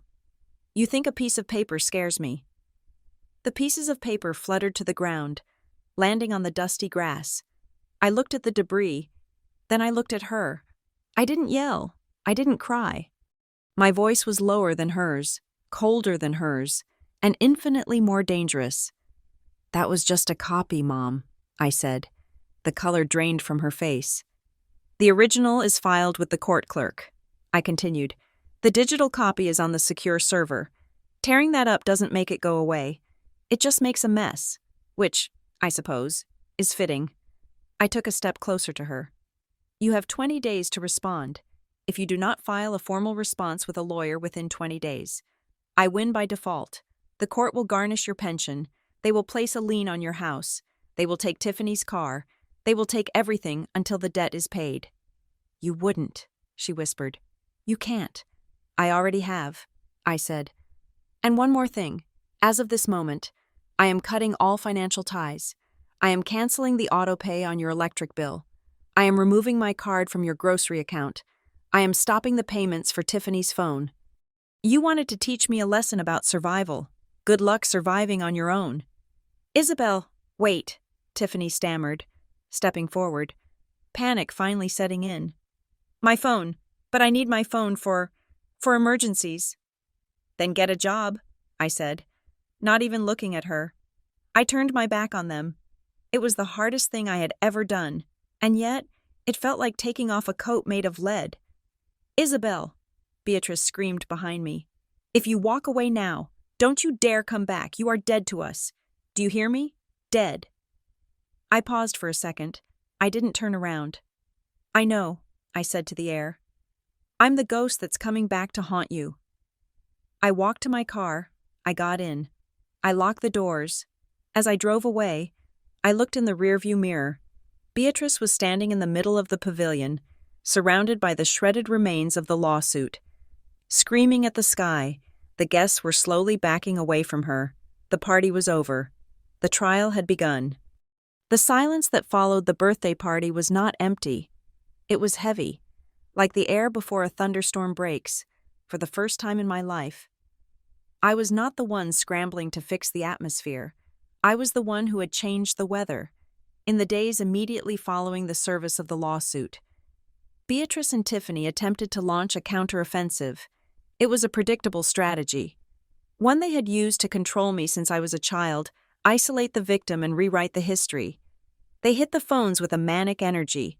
My phone, which I had wisely set to filter unknown callers, remained silent, but the family grapevine was buzzing. According to my cousin David, who was one of the few relatives who had not immediately blocked me, Beatrice was telling a truly gothic tale. She claimed that I had suffered a psychotic break induced by city living and corporate stress. She told my great-aunt Martha that I had joined a cult that required me to sever ties with my bloodline. She told my uncle that I had been brainwashed by a predatory lawyer who was sleeping with me. She's crying a lot, David told me during a brief, hushed phone call. She says you're ungrateful. She says she's worried you're going to hurt yourself. She's trying to get everyone to sign a petition to send to the judge saying you're mentally incompetent. Let her try, I said, sipping my tea in the tranquility of my living room. I expected this. I did not let her narrative take root. I had learned in the boardroom that if you do not define the story, your enemy will define it for you. That Tuesday, I sat down and composed an email. I added every single member of the extended family to the recipient list: aunts, uncles, cousins, even the second cousins I only saw at Christmas. Subject: the truth. Regarding the lawsuit, dear family. By now, you have heard various stories from my mother about why I have taken legal action against her and Tiffany. I am writing this not to ask for you to take sides, but to protect myself from further slander. I do not expect you to believe my words. I only ask that you believe her voice. Attached is an audio file recorded in my apartment last week. It contains Beatrice's confession that she fabricated criminal allegations against me to destroy my career, solely to force me to provide free childcare. Please listen to it before you sign anything. I love this family, but I will not be abused by it anymore. Sincerely. Isabel. I hit send. The effect was not immediate, but it was devastatingly absolute. It was the digital equivalent of dropping a match into a gas tank. One by one, the flying monkeys stopped flying. My Aunt Helen, who had initially called me to scold me for breaking my mother's heart, listened to the recording. She heard the malice in Beatrice's voice.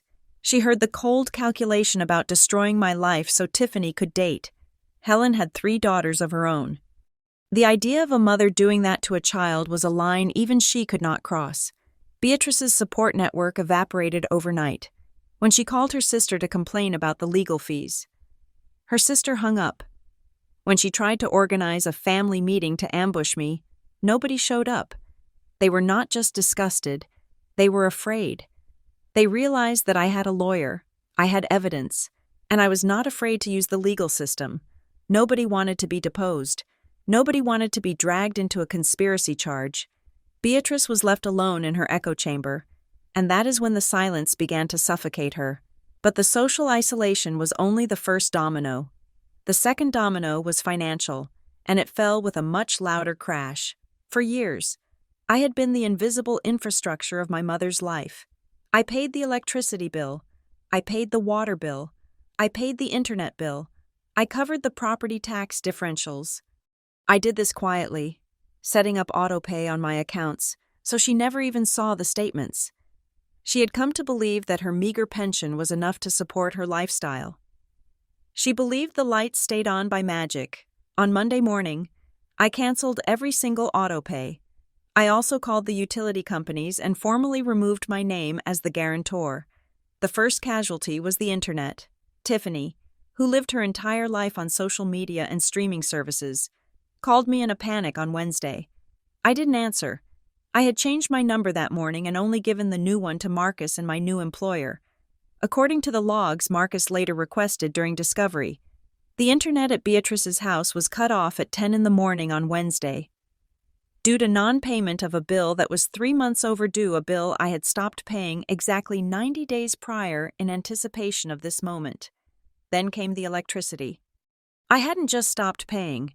I had informed the power company that the account holder me was vacating the premises and that the new occupant, Beatrice, needed to set up a new account with a deposit. Beatrice, of course, had ignored the letters I had forwarded to her. On Friday, the lights went out. Beatrice was suddenly sitting in a dark house with no Wi-Fi, no television, and a refrigerator full of spoiling food. The reality of her financial dependence hit her like a physical blow. She had to use her emergency cash money she likely intended to use for a lawyer to pay the reconnect fees and the deposits. She was bleeding money, and the wound was self-inflicted. Then there was Tiffany. My sister had assumed that because her name was listed second on the lawsuit. She was just a spectator. She thought she could hide behind Mom. She was wrong. Marcus was aggressive. He filed a motion for a prejudgment attachment of assets, arguing that the defendants were a flight risk for the money owed or might attempt to hide assets. It was a standard legal maneuver, but to Tiffany, it was the apocalypse. Tiffany drove a late-model SUV. It was her pride and joy, her status symbol, and her primary method of escaping her children. On Thursday afternoon, she walked out to her driveway to go to her nail appointment and found a bright orange boot clamped onto the front wheel. Taped to the driver's side window was a notice from the sheriff's department. The vehicle was listed as a disputed asset in the pending litigation Merriweather versus Merriweather. Until the case was resolved or a bond was posted, the car was not going anywhere. Tiffany had a meltdown on the front lawn. She tried to call Beatrice, but Beatrice was busy arguing with the electric company. She tried to call her boyfriend, but he didn't answer. She tried to call me, but the number was dead. She was trapped in the house with 3 bored, high-energy boys, no internet, no car, and a mother who was slowly losing her mind. And speaking of the boys, the chaos in that house quickly spilled over into the outside world. Without me to act as the buffer, the discipline structure, weak as it was, collapsed entirely. I used to be the one who checked their homework. I used to be the one who talked them down when they got aggressive. I used to be the one who bought them school supplies and made sure they had lunch money. On Monday of the second week, the principal of their elementary school called Beatrice. Usually, the school called me because I was listed as the primary emergency contact, but I had removed myself from that list, too. "Mrs. Merriweather," the principal said, "we have a problem with Leo and Sam." Apparently, without my influence, the boys had started acting out the tension they felt at home. Leo had thrown a chair in the cafeteria. Sam had bitten a teacher. "You need to come pick them up immediately," the principal said. "They are suspended for 3 days." Beatrice couldn't go. She was meeting with a court-appointed legal aid lawyer because no private firm would take her case without a $5,000 retainer she didn't have. She called Tiffany. Tiffany couldn't go. Her car was booted. They had to call a taxi that cost $50 they didn't want to spend. When the boys got home, the house was a war zone. Beatrice was screaming at Tiffany for being useless. Tiffany was screaming at Beatrice for getting them sued. The boys were screaming because the Wi-Fi was down and they couldn't play Fortnite. And I was sitting in my new office at Vanguard Systems. The transition had been seamless. My new team was professional, sharp, and welcoming. I had a view of the bay. I had an assistant who actually did her job. And most importantly, I had respect. On Wednesday afternoon, the final nail in Beatrice's coffin arrived, not from the court, but from the court of public opinion, Stratford Dynamics, terrified of my threat to include them in the lawsuit, released a formal statement. They posted it on their corporate LinkedIn page, their website, and sent it to the industry trade journals. Official statement regarding Isabel Merriweather, Stratford. Dynamics wishes to formally retract the suspension of Ms. Isabel Merriweather. An internal and external investigation has concluded that the allegations made against Ms. Merriweather regarding data breaches and substance abuse were entirely baseless and the result of a malicious external hoax. Ms. Merriweather remains a professional of the highest integrity and capability. We regret the error and wish her the best in her new role at Vanguard Systems. I shared the post on my own profile. Within an hour, it had thousands of views. The comments were filled with support from former colleagues, clients, and industry leaders. Justice served. I never believed it for a second. Isabel, Vanguard is lucky to have you. Beatrice saw it. I know she saw it because she used the library computer to stalk my social media. That evening, the tone of her attempts to contact me changed. For 2 weeks, she had been angry. She had sent letters via courier threatening to disown me, which was ironic. Since I had already disowned her, she had left voicemails on my old work line screaming about betrayal. But on Friday evening, a letter arrived at my apartment. It wasn't sent by courier. It was hand-delivered, slipped under the door. She must have walked past the doorman or waited until someone held the gate open. It was a plain white envelope. My name was written on it in shaky handwriting. I opened it with a letter opener, treating it like forensic evidence. Isabel, please, pick up the phone. The power was out for 2 days. All the food in the freezer spoiled. I had to throw away $200 worth of meat. Tiffany can't drive the boys to school. The taxi cost is eating us alive. We can't afford a lawyer. The legal aid man says we are going to lose. He says the recording is damning. He says you are asking for everything. I am an old woman. Isabel, I can't go to court. I can't have a lien on my house. It's the only thing I have left. I know I was harsh. I know I made mistakes. But I am your mother. Doesn't that count for anything? Please, call me. We can fix this. I'll make Tiffany apologize. I'll do whatever you want. Just stop the lawsuit. Please.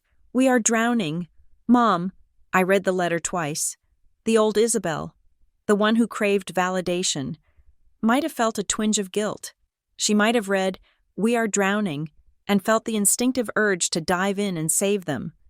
But the new Isabel, the Isabel who had listened to that recording where her mother laughed about destroying her career, I felt nothing. Actually, that wasn't true. I felt a cold, hard sense of balance. She said they were drowning. It was a fitting metaphor. For 30 years, they had used me as a human raft. They had pushed me under to keep themselves dry. Now, I had simply climbed out of the water, if they were drowning. It was only because they refused to learn how to swim. I took the letter. I did not call her. I did not text her. I scanned it and emailed it to Marcus. Added to the evidence pile, I wrote, "Admission of guilt and attempt to manipulate the plaintiff outside of legal counsel." Then I went to the kitchen and poured myself a glass of wine. The city lights outside my window were bright and steady. My power was on. My bills were paid. My conscience was clear. Let them drown a little longer. They needed to understand that I was not the lifeguard anymore. I was the storm. The banging on my door started at 8 o'clock on a Tuesday evening. It was not the polite knock of a neighbor or the delivery rhythm of a courier. It was a rhythmic, desperate pounding that shook the frame of the heavy oak door. I was sitting on my sofa, a glass of Pinot Noir in my hand, reviewing the onboarding documents for my new role at Vanguard. I did not move to open it. I knew exactly who was on the other side. "Isabel, open this door. I know you are in there." My mother's voice was muffled by the wood, but the hysteria was clear. She wasn't just shouting, she was performing. I could hear the pitch of her voice rising, designed to carry down the hallway, designed to penetrate the walls of my neighbors' apartments. She was creating a scene. She was building a stage of despair and inviting the audience to witness her tragedy. "Please," she wailed, hitting the door again. "My baby, my daughter. Why are you doing this to me? I just want to talk to you. I just want to hold you." I stood up and walked quietly to the door. I did not unlock it. Instead, I looked at the monitor of the security camera I had installed in the peephole. Beatrice looked deranged. Her hair was unkempt, flying loose from its usual severe bun. She was wearing a coat that was buttoned wrong. She was crying, but as I watched the high-definition feed, I saw her eyes darting left and right, checking to see if the neighbors were opening their doors. She wanted witnesses. She wanted someone to come out and see the heartless daughter ignoring her weeping mother. "I have nowhere to go," she screamed, sliding down the door until she was sitting on my welcome mat. "They are going to take the house. They are going to take everything. How can you sleep in there knowing you are killing your mother?" My neighbor across the hall, Mr. Henderson, opened his door a crack. I saw Beatrice immediately reach out a hand toward him, trembling theatrically. "Help me," she sobbed to him. "Please, my daughter. She won't let me in. She sued me. She's ruining us." Mr. Henderson looked uncomfortable. He looked at my closed door, then back at the woman sobbing on the floor. I stepped back from the monitor. My heart was pounding, not with fear, but with a profound, aching exhaustion. This was her final weapon. If she couldn't command me, and she couldn't legally bully me, she would weaponize her own humiliation to shame me into submission. I picked up my phone. I did not call her. I dialed 911. "Emergency services," the dispatcher answered. "This is Isabel Merriweather," I said. My voice steady, though my hand gripped the phone tight enough to turn my knuckles white. "I am at the Capitol Hill Residences, apartment 4B. There is a woman banging on my door, screaming and refusing to leave. I have a pending lawsuit against her, and her behavior is escalating. I feel threatened." "Do you know the woman?" the dispatcher asked. "Yes," I said. "It is my mother, but she is currently erratic, and I'm afraid of what she might do if she gains entry. Officers are on the way." I waited for 10 minutes. The wailing continued. Beatrice had moved from pleading to cursing. "You cold-hearted witch. You are just like your father. You think you are better than us. You are nothing." Then, the elevator chimed. I watched on the monitor as 2 uniformed officers stepped into the hallway. Mr. Henderson quickly closed his door. "Ma'am," one of the officers said, approaching Beatrice. "You need to get up." Beatrice scrambled to her feet, wiping her eyes. She instantly switched modes, trying to charm the officers. "Oh, thank God you are here. My daughter. I think she's in trouble. She won't open the door. I'm just a worried mother. We received a call from the resident saying you are harassing her. the officer said, his voice unimpressed. She says you are refusing to leave. Harassing. Beatrice gasped, clutching her chest. I am her mother. Since when is loving your child a crime? Ma'am, if she doesn't want you here, you are trespassing, the officer said. You need to leave the building now, or we will have to escort you out. But I need to speak to her, Beatrice shouted, her composure cracking. She lunged toward my door again, pounding it with her fist. Isabel, tell them to go away. The officer grabbed her arm, not gently. That's enough. You're coming with us. No, no, she screamed as they pulled her toward the elevator. Isabel, you are going to hell for this. You are going to hell. I watched until the elevator doors closed. Swallowing her screams, the hallway fell silent. I leaned my forehead against the cool wood of the door. Tears pricked my eyes, hot and stinging. It wasn't guilt. It was grief. I was grieving the mother I wished I had, the mother who would never have forced me to call the police on her. But that mother didn't exist. The woman in the hallway was a stranger who shared my face, a stranger who would burn my life down to keep herself warm. I went back to the sofa. I didn't drink the wine. I poured it down the sink. 2 days later, Marcus called me. We heard from her lawyer, Marcus said. His tone was professional, but I could hear a hint of victory in it. Not a private attorney, a public defender. She qualified for legal aid because her assets are frozen and her cash flow is non-existent. What do they want? I asked. They want to settle, Marcus said. They are proposing mediation. The lawyer, a Mr. Klein, sounded exhausted. He said his client is emotionally distraught and wants to resolve this within the family. Within the family, I repeated, tasting the bitterness of the phrase. That's code for make Isabel drop it. Essentially, Marcus agreed. But Klein knows they have no case. He knows about the recording. He knows about the false police report she filed with Stratford. He is trying to stop the bleeding. He asked if you would be willing to sit down. I looked out the window of my office at Vanguard. The city looked clean from up here. I will sit down, I said, but not to negotiate a surrender. I will meet them on one condition: Beatrice and Tiffany must both be there, and they must be prepared to hear everything I have to say. No interruptions, no tantrums. I'll set it up, Marcus said. The mediation took place on a rainy Thursday in a conference room at Marcus's firm. The room was all glass and chrome, designed to make people feel small. When I walked in, Beatrice and Tiffany were already seated on one side of the long table. Mr. Klein, a man with a rumpled suit and tired eyes, sat between them. Beatrice looked smaller than I had ever seen her. She was pale, her lips pressed into a thin line. Tiffany looked terrified. She was picking at her cuticles, refusing to make eye contact with me. I sat down next to Marcus. I didn't say hello. I placed a thick file folder on the table. Thank you for coming, Marcus began. We are here to discuss a resolution to the suit filed by Ms. Merriweather. My client wants to apologize. Mr. Klein started, looking at Beatrice. She admits that her actions were misguided. She was acting out of maternal concern. Misguided? I interrupted. She got me fired. She accused me of being a drug addict.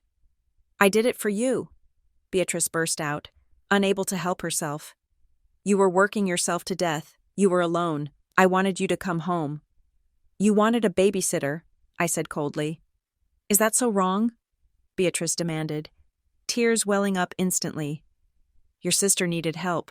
You have so much. Isabel, you have the money, the apartment, the clothes. Tiffany has nothing. She is struggling to raise 3 boys alone. Why is it so evil to expect the rich sister to help the poor one? Because it wasn't help, I said. It was theft. You stole my career to subsidize her life. I didn't steal anything. Beatrice slammed her hand on the table. I just moved the pieces around. And look at you. Now you have a better job. So what was the harm? You landed on your feet. You always do. So why are you punishing us? Why are you trying to take my house? Mr. Klein put a hand on Beatrice's arm to silence her, but the damage was done. She still didn't get it. She still thought she was the victim. I looked at Tiffany. "And you? Do you have anything to say?" Tiffany mumbled, looking at the table. "I just wanted to go on a date. Mom said she would handle it. I didn't know she was going to call your boss." "You knew?" I said. "You were there when she bragged about it, and you were happy to use me as a maid." Okay. Mister," Klein interjected, "let's focus on the settlement. My clients are destitute. They cannot pay the $500,000 you are asking for. It is impossible.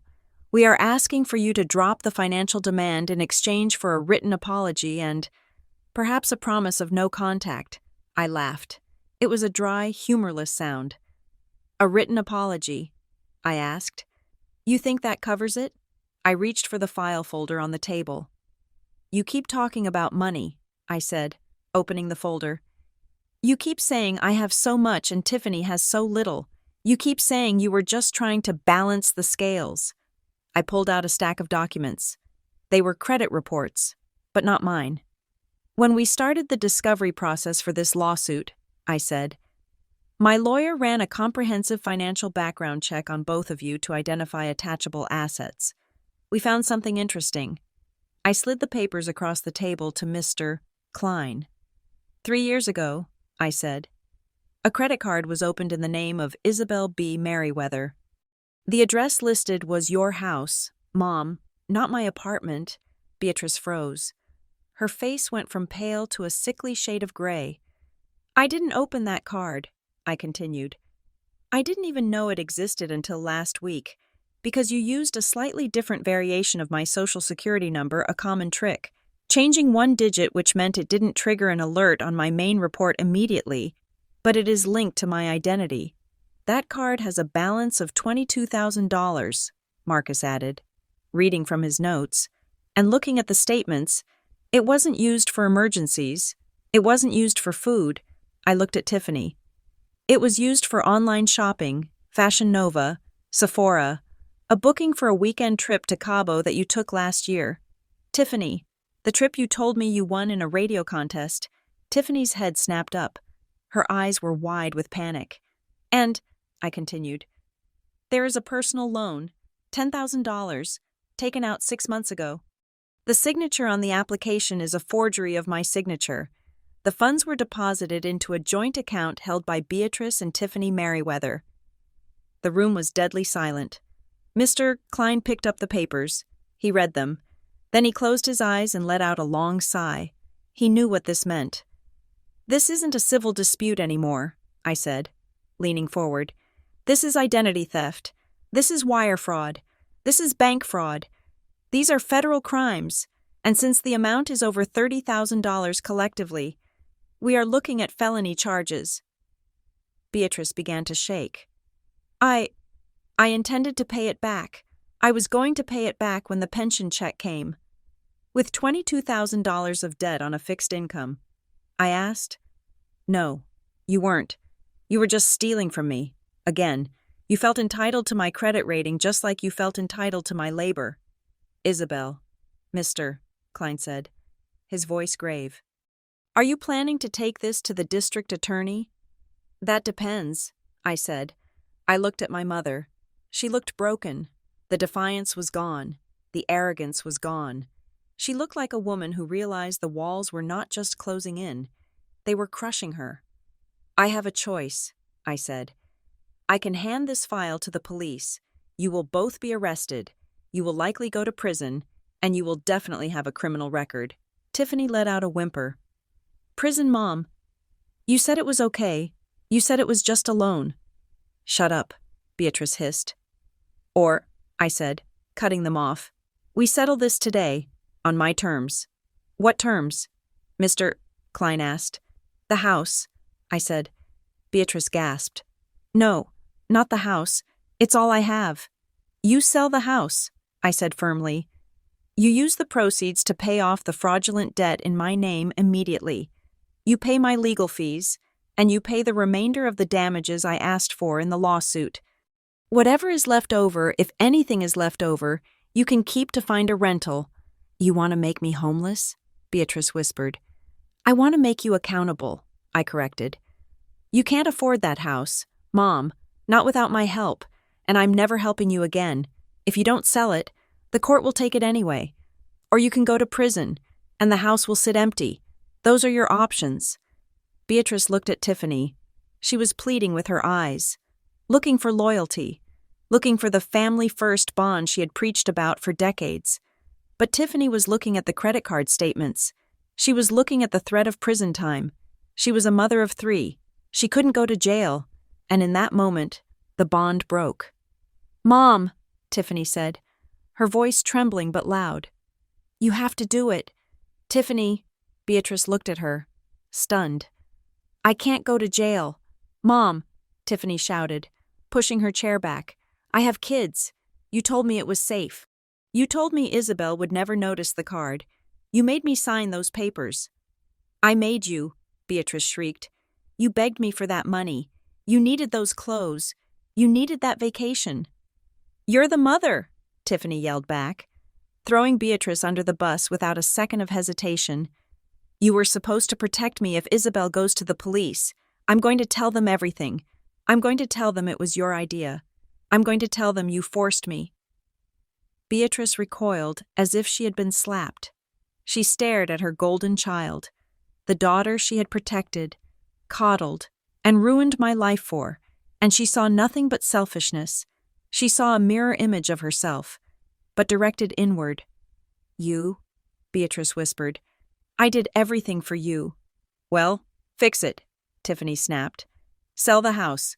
Give her the money. I'm not going to prison for you. The silence that followed was the sound of a heart breaking, not mine, hers. Beatrice looked at Tiffany, and for the first time, she saw the monster she had created. She had sacrificed her competent, loving daughter for a parasite. And now the parasite was feeding on her. Beatrice slumped in her chair. She looked old, defeated, hollowed out. She turned to Mr. Klein. Sell it, she whispered. Mrs. Merriweather, are you sure? Mr. Klein asked gently. Sell it, she repeated, her voice dead. Give her what she wants. Just don't let them put me in jail. I looked at Marcus. He nodded slightly. We will draw up the agreement, Marcus said. The house goes on the market within 7 days. The proceeds go into an escrow account to be distributed according to our terms, and the criminal evidence stays in my safe, provided the terms are met. I stood up. I didn't feel triumphant. I felt heavy. It was a tragedy. Really. A tragedy of their own making.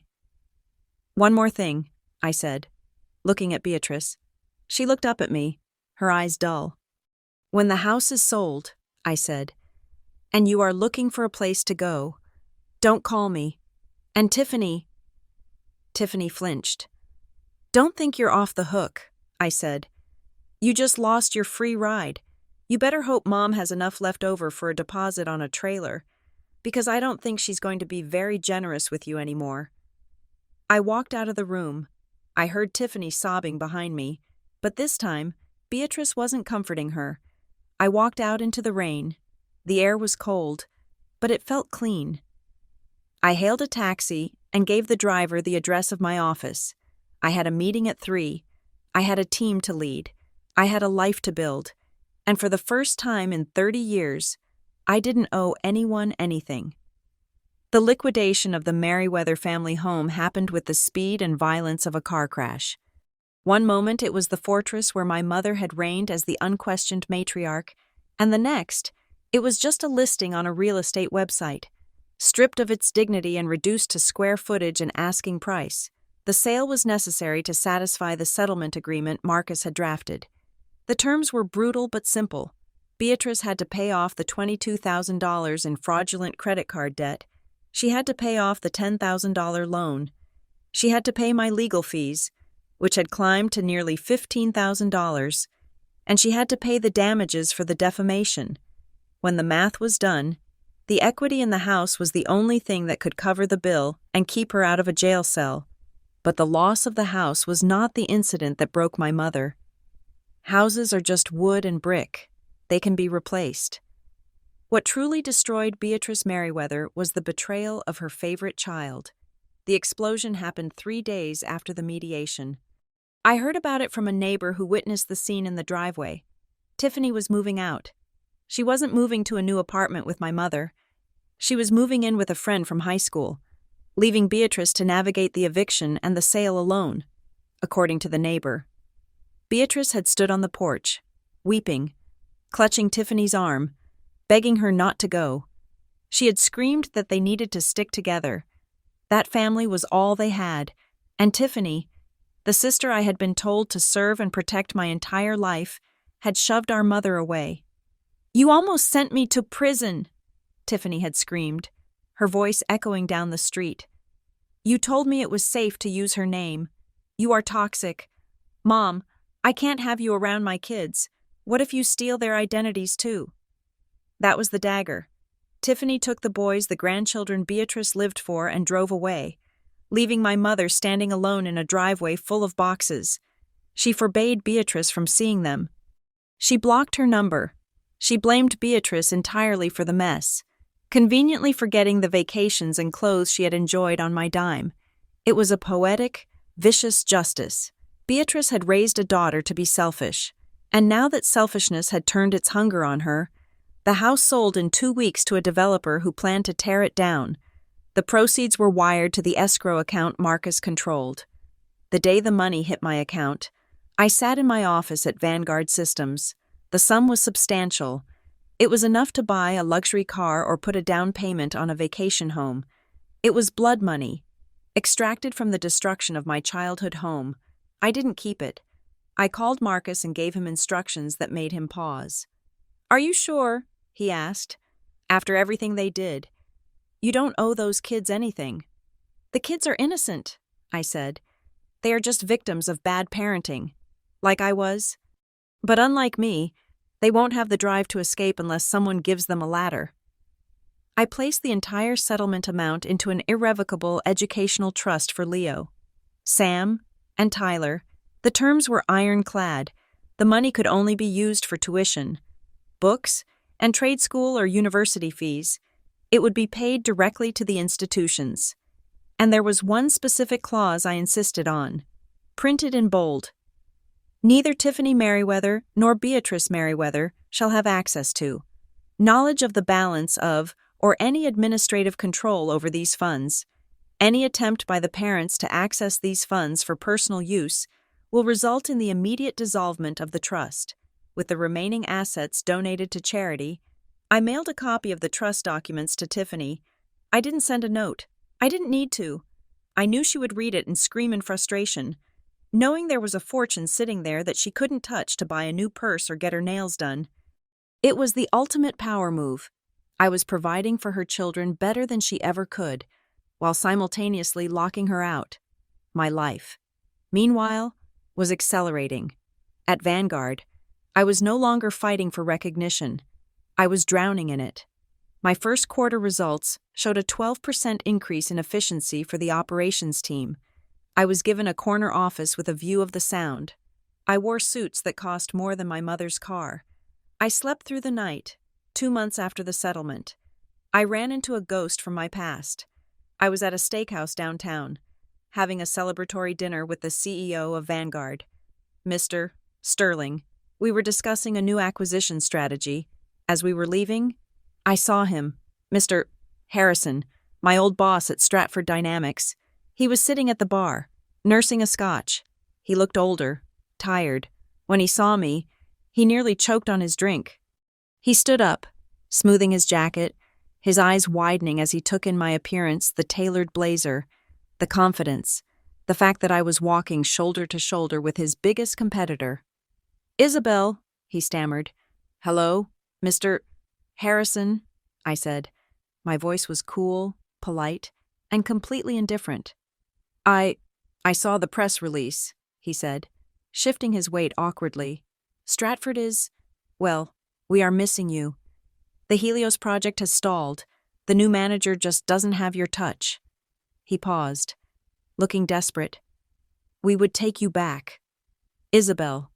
With a raise, a significant raise, We made a mistake. We know that now. I looked at him. I remembered the way he had looked at me in that conference room. The disappointment in his eyes when he accused me of being an addict. He had known me for 5 years, and yet he had believed a lie because it was convenient. "I'm afraid that's not possible," I said. "Name your price," he pressed. 10, Isaac. 10% increase 15. I smiled. It was a smile that didn't reach my eyes.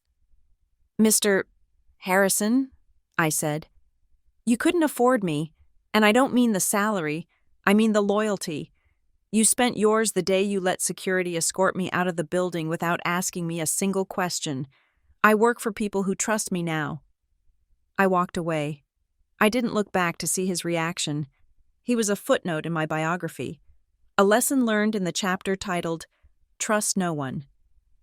As winter approached, the reality of Beatrice's new life settled in. Without the house, and with her credit ruined by the settlement, she had few options.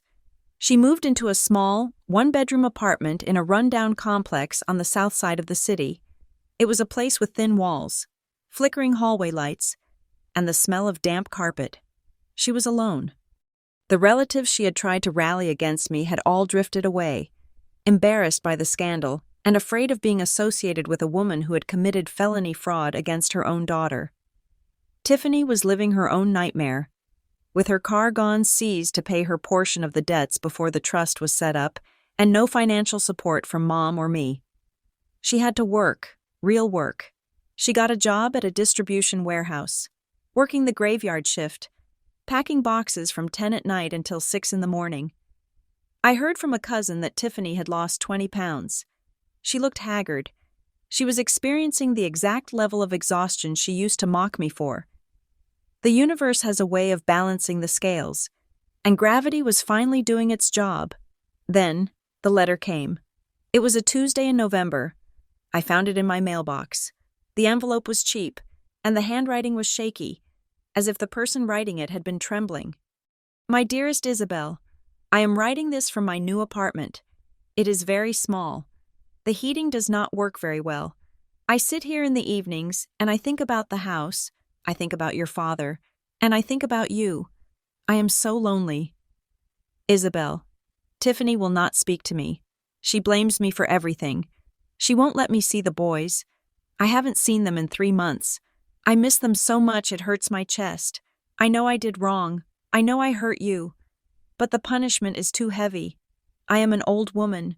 I shouldn't be alone like this. I shouldn't be afraid of the dark. Please, can you find it in your heart to forgive me? I don't need money. I just need my daughter. I just need to hear your voice. I remember when you were a baby. You used to fall asleep on my chest. I loved you then, and I love you now. Please call me, or come visit. I will make you tea. Love, Mom." I sat on my white sofa in my warm, beautiful apartment and read the letter. I waited for the tears. I waited for the pang of sympathy. I waited for the daughter in me to rise up and say, "She's suffering enough," but nothing came. I felt hollow. I felt the paper in my hand, but I didn't feel the emotion in the ink. The woman who wrote this wasn't sorry she hurt me. She was sorry she lost. She wasn't missing me. She was missing the buffer I provided against the world. She mentioned the heating and the loneliness because she wanted me to fix it. Love, for Beatrice, was a transaction, and I had closed my account. However, I did have to see her one last time. There was one final document that needed a physical signature. It was the formal release of the lien on the property, confirming that the debt had been satisfied so the escrow company could close the file. Marcus offered to courier it, but I decided to go myself. I needed to see it. I needed to see the ending with my own eyes to believe it was real. The hallway of the apartment complex smelled of stale cigarette smoke and damp carpet, a sharp contrast to the antiseptic, air-conditioned chill of the lawyer's office where we had signed the papers. I stood in the doorway of apartment 104, my hand on the brass knob, ready to close the physical chapter of my life that had dragged on for 29 years. Beatrice was sitting in her oversized armchair, the one piece of furniture she had refused to sell, looking like a queen in exile. The signed document that released the lien on her property, the document that officially ended the lawsuit, sat on the scratched coffee table between us. It was done. The legal war was over. But she could not let me leave without firing one last, desperate shot. "How can you look at me like that?" she asked, her voice trembling, cracking under the weight of a self-pity so dense it felt suffocating. "How can you be so cold? I gave birth to you. Isabel, I carried you. I gave you life." I stopped. My hand tightened on the doorframe. It was the oldest card in her deck, the ace she played whenever she had run out of logic or leverage. I gave you life, as if biology was a debt that could never be repaid. A blank check that allowed her to withdraw my happiness whenever she pleased. I turned back to look at her one last time. In the dim light of the apartment, she looked small, the monster that had terrified me, the matriarch who had commanded the room, was gone. In her place was just a bitter, lonely old woman who had burned every bridge she had ever crossed. "You gave me life," I acknowledged, my voice calm and steady, echoing slightly in the small room. "But then you spent the next 20 years trying to consume it. You didn't want a daughter. Mom, you wanted an extension of yourself. You wanted a resource." "I loved you," she cried out, clutching the arms of the chair. "No," I said. "You loved owning me. And when I tried to be my own person, when I tried to build something that was just mine, you tried to kill it. You called my boss. You lied. You tried to destroy my reputation and my livelihood just to force me back into your box. That isn't love. That is ownership." Beatrice flinched as if I had struck her. She looked down at her hands, the hands that had signed away her home to pay for her crimes. "I just wanted us to be a family," she whispered.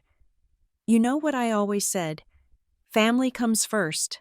I let out a short, dry breath, the phrase that had been the soundtrack of my oppression, the phrase she had used to justify the theft, the manipulation, and the emotional abuse. "You are right," I said. "Family does come first." She looked up, a flicker of hope in her eyes, thinking I was finally breaking, thinking I was finally returning to the fold. "And that is exactly why I had to do this," I continued, extinguishing that hope instantly. "I had to protect my family." "But we are your family," she stammered. "No," I said firmly. "You are my relatives. There is a difference. My family is the life I am building. My family is the peace I wake up to every morning. My family is the future children I might have, who will never, ever know what it feels like to be used as a bank account or a therapist by their mother. I am protecting them from you, and I am protecting myself." I straightened my coat. "I am my own family now, Beatrice, and I am putting myself first." "Isabel," she pleaded, standing up, reaching a hand out toward me. "Don't leave me here in the dark. Please." I looked at the darkness of her apartment. It was a darkness she had created, brick by brick, lie by lie. "You have electricity," I said. "You have a roof. You have the consequences of your own choices. That is more than you left me with when you tried to get me fired." I stepped out into the hallway. "Goodbye, Mom," I said. I pulled the door shut. The click of the latch was the loudest sound I had ever heard. It sounded like a guillotine blade dropping, severing the cord that had choked me for 3 decades. I heard her call my name from behind the wood, a muffled, ghostly sound. But I did not stop. I did not turn back. I walked down the long, gray corridor, past the flickering fluorescent lights, and pushed open the heavy steel door at the end. The cool evening air hit my face, smelling of rain and asphalt and freedom. I walked to my car, got in, and drove away. I didn't check the rearview mirror. I knew what was back there, and I knew I was never going back. 6 months later, the morning sun over Paris was different from the sun in Seattle. It felt softer, less urgent. It filtered through the leaves of the chestnut trees lining the Boulevard Saint-Germain, dappling the white tablecloth of the cafe where I sat. I took a sip of my café au lait. It cost €6. In my old life, The Isabel who supported her mother and sister would have panicked at the price. She would have calculated how many minutes of work that coffee represented. She would have felt guilty for the indulgence. The Isabel sitting here today simply tasted the foam and watched the people walking by. I was in Europe for 3 weeks. I had taken a leave of absence from Vanguard Systems, a leave they had happily granted after I closed the biggest logistics deal in the company's history. I was traveling alone, using the bonus money I had earned, staying in hotels with crisp sheets and ordering room service whenever I wanted. My phone buzzed on the table. It was a notification from my bank app. I picked it up and unlocked the screen. Deposit received $11,420. It was the final disbursement from the escrow account, the last scraps of the house sale after all the debts and liens had been satisfied. It was the final payout of the Merriweather estate. I looked at the number. It was a lot of money, but to me, it looked like a tombstone. I opened my banking app and initiated 2 transfers I had set up weeks ago. The first transfer was for $6,000. I sent it to the Safe Harbor Initiative, a nonprofit organization in Seattle that provided legal aid and financial literacy courses to victims of financial domestic abuse. It felt fitting. The money that Beatrice had tried to hoard would now go to help women escape people exactly like her. The second transfer was for the remainder. I sent it to the trust fund I had established for Leo, Sam, and Tyler. My nephews were still living with Tiffany in a cramped apartment, but I knew that Tiffany was working hard. The warehouse job had humbled her. I had heard through the grapevine that she was tired, but she was stepping up. She was learning to be a mother because she no longer had me or Beatrice to use as a crutch. I wasn't speaking to Tiffany yet. Maybe I never would. But the boys were innocent. When they turned 18, they would get a letter from me and a check for their education. They would know that their Aunt Isabel hadn't abandoned them. She had just refused to drown with them. I confirmed the transfers. The balance in the settlement account hit 0. Gone. I set the phone down. A waiter walked by and placed a fresh croissant on my plate. "Mademoiselle," he asked with a smile, "is everything all right?" I looked at him. I took a deep breath, filling my lungs with the Parisian air. For the first time in my life, there was no knot in my stomach. There was no dread waiting for the next phone call. There was no shadow looming over my shoulder. "Yes," I said, smiling back. "Everything is perfect." I picked up my phone one last time. I opened my contacts list. I scrolled down to Mom. The entry was still there. I hadn't called it in 6 months. I hadn't answered the 3 voicemails she had left in the first week after I left her apartment. But the name was there. A digital ghost haunting my pocket. I tapped on the name. I looked at the number. I remembered the first time she put a phone in my hand and told me to call the electric company and beg for an extension, because she had spent the money on bingo. I remembered the text messages demanding money. I remembered the call she made to my boss to destroy me. I pressed edit. I scrolled down to the bottom of the screen. The text was read, "Delete contact." My thumb hovered over the words, "In the movies." This is the part where the protagonist hesitates, where they feel a pang of nostalgia for what could have been. But this wasn't a movie. This was my life, and I knew the truth. You cannot heal in the same environment that made you sick. I pressed the button. "Are you sure you want to delete this contact?" "Yes," I whispered. I tapped the screen. The name vanished. The list reshuffled, closing the gap where she used to be. I put the phone back in my purse. I broke off a piece of the croissant and ate it.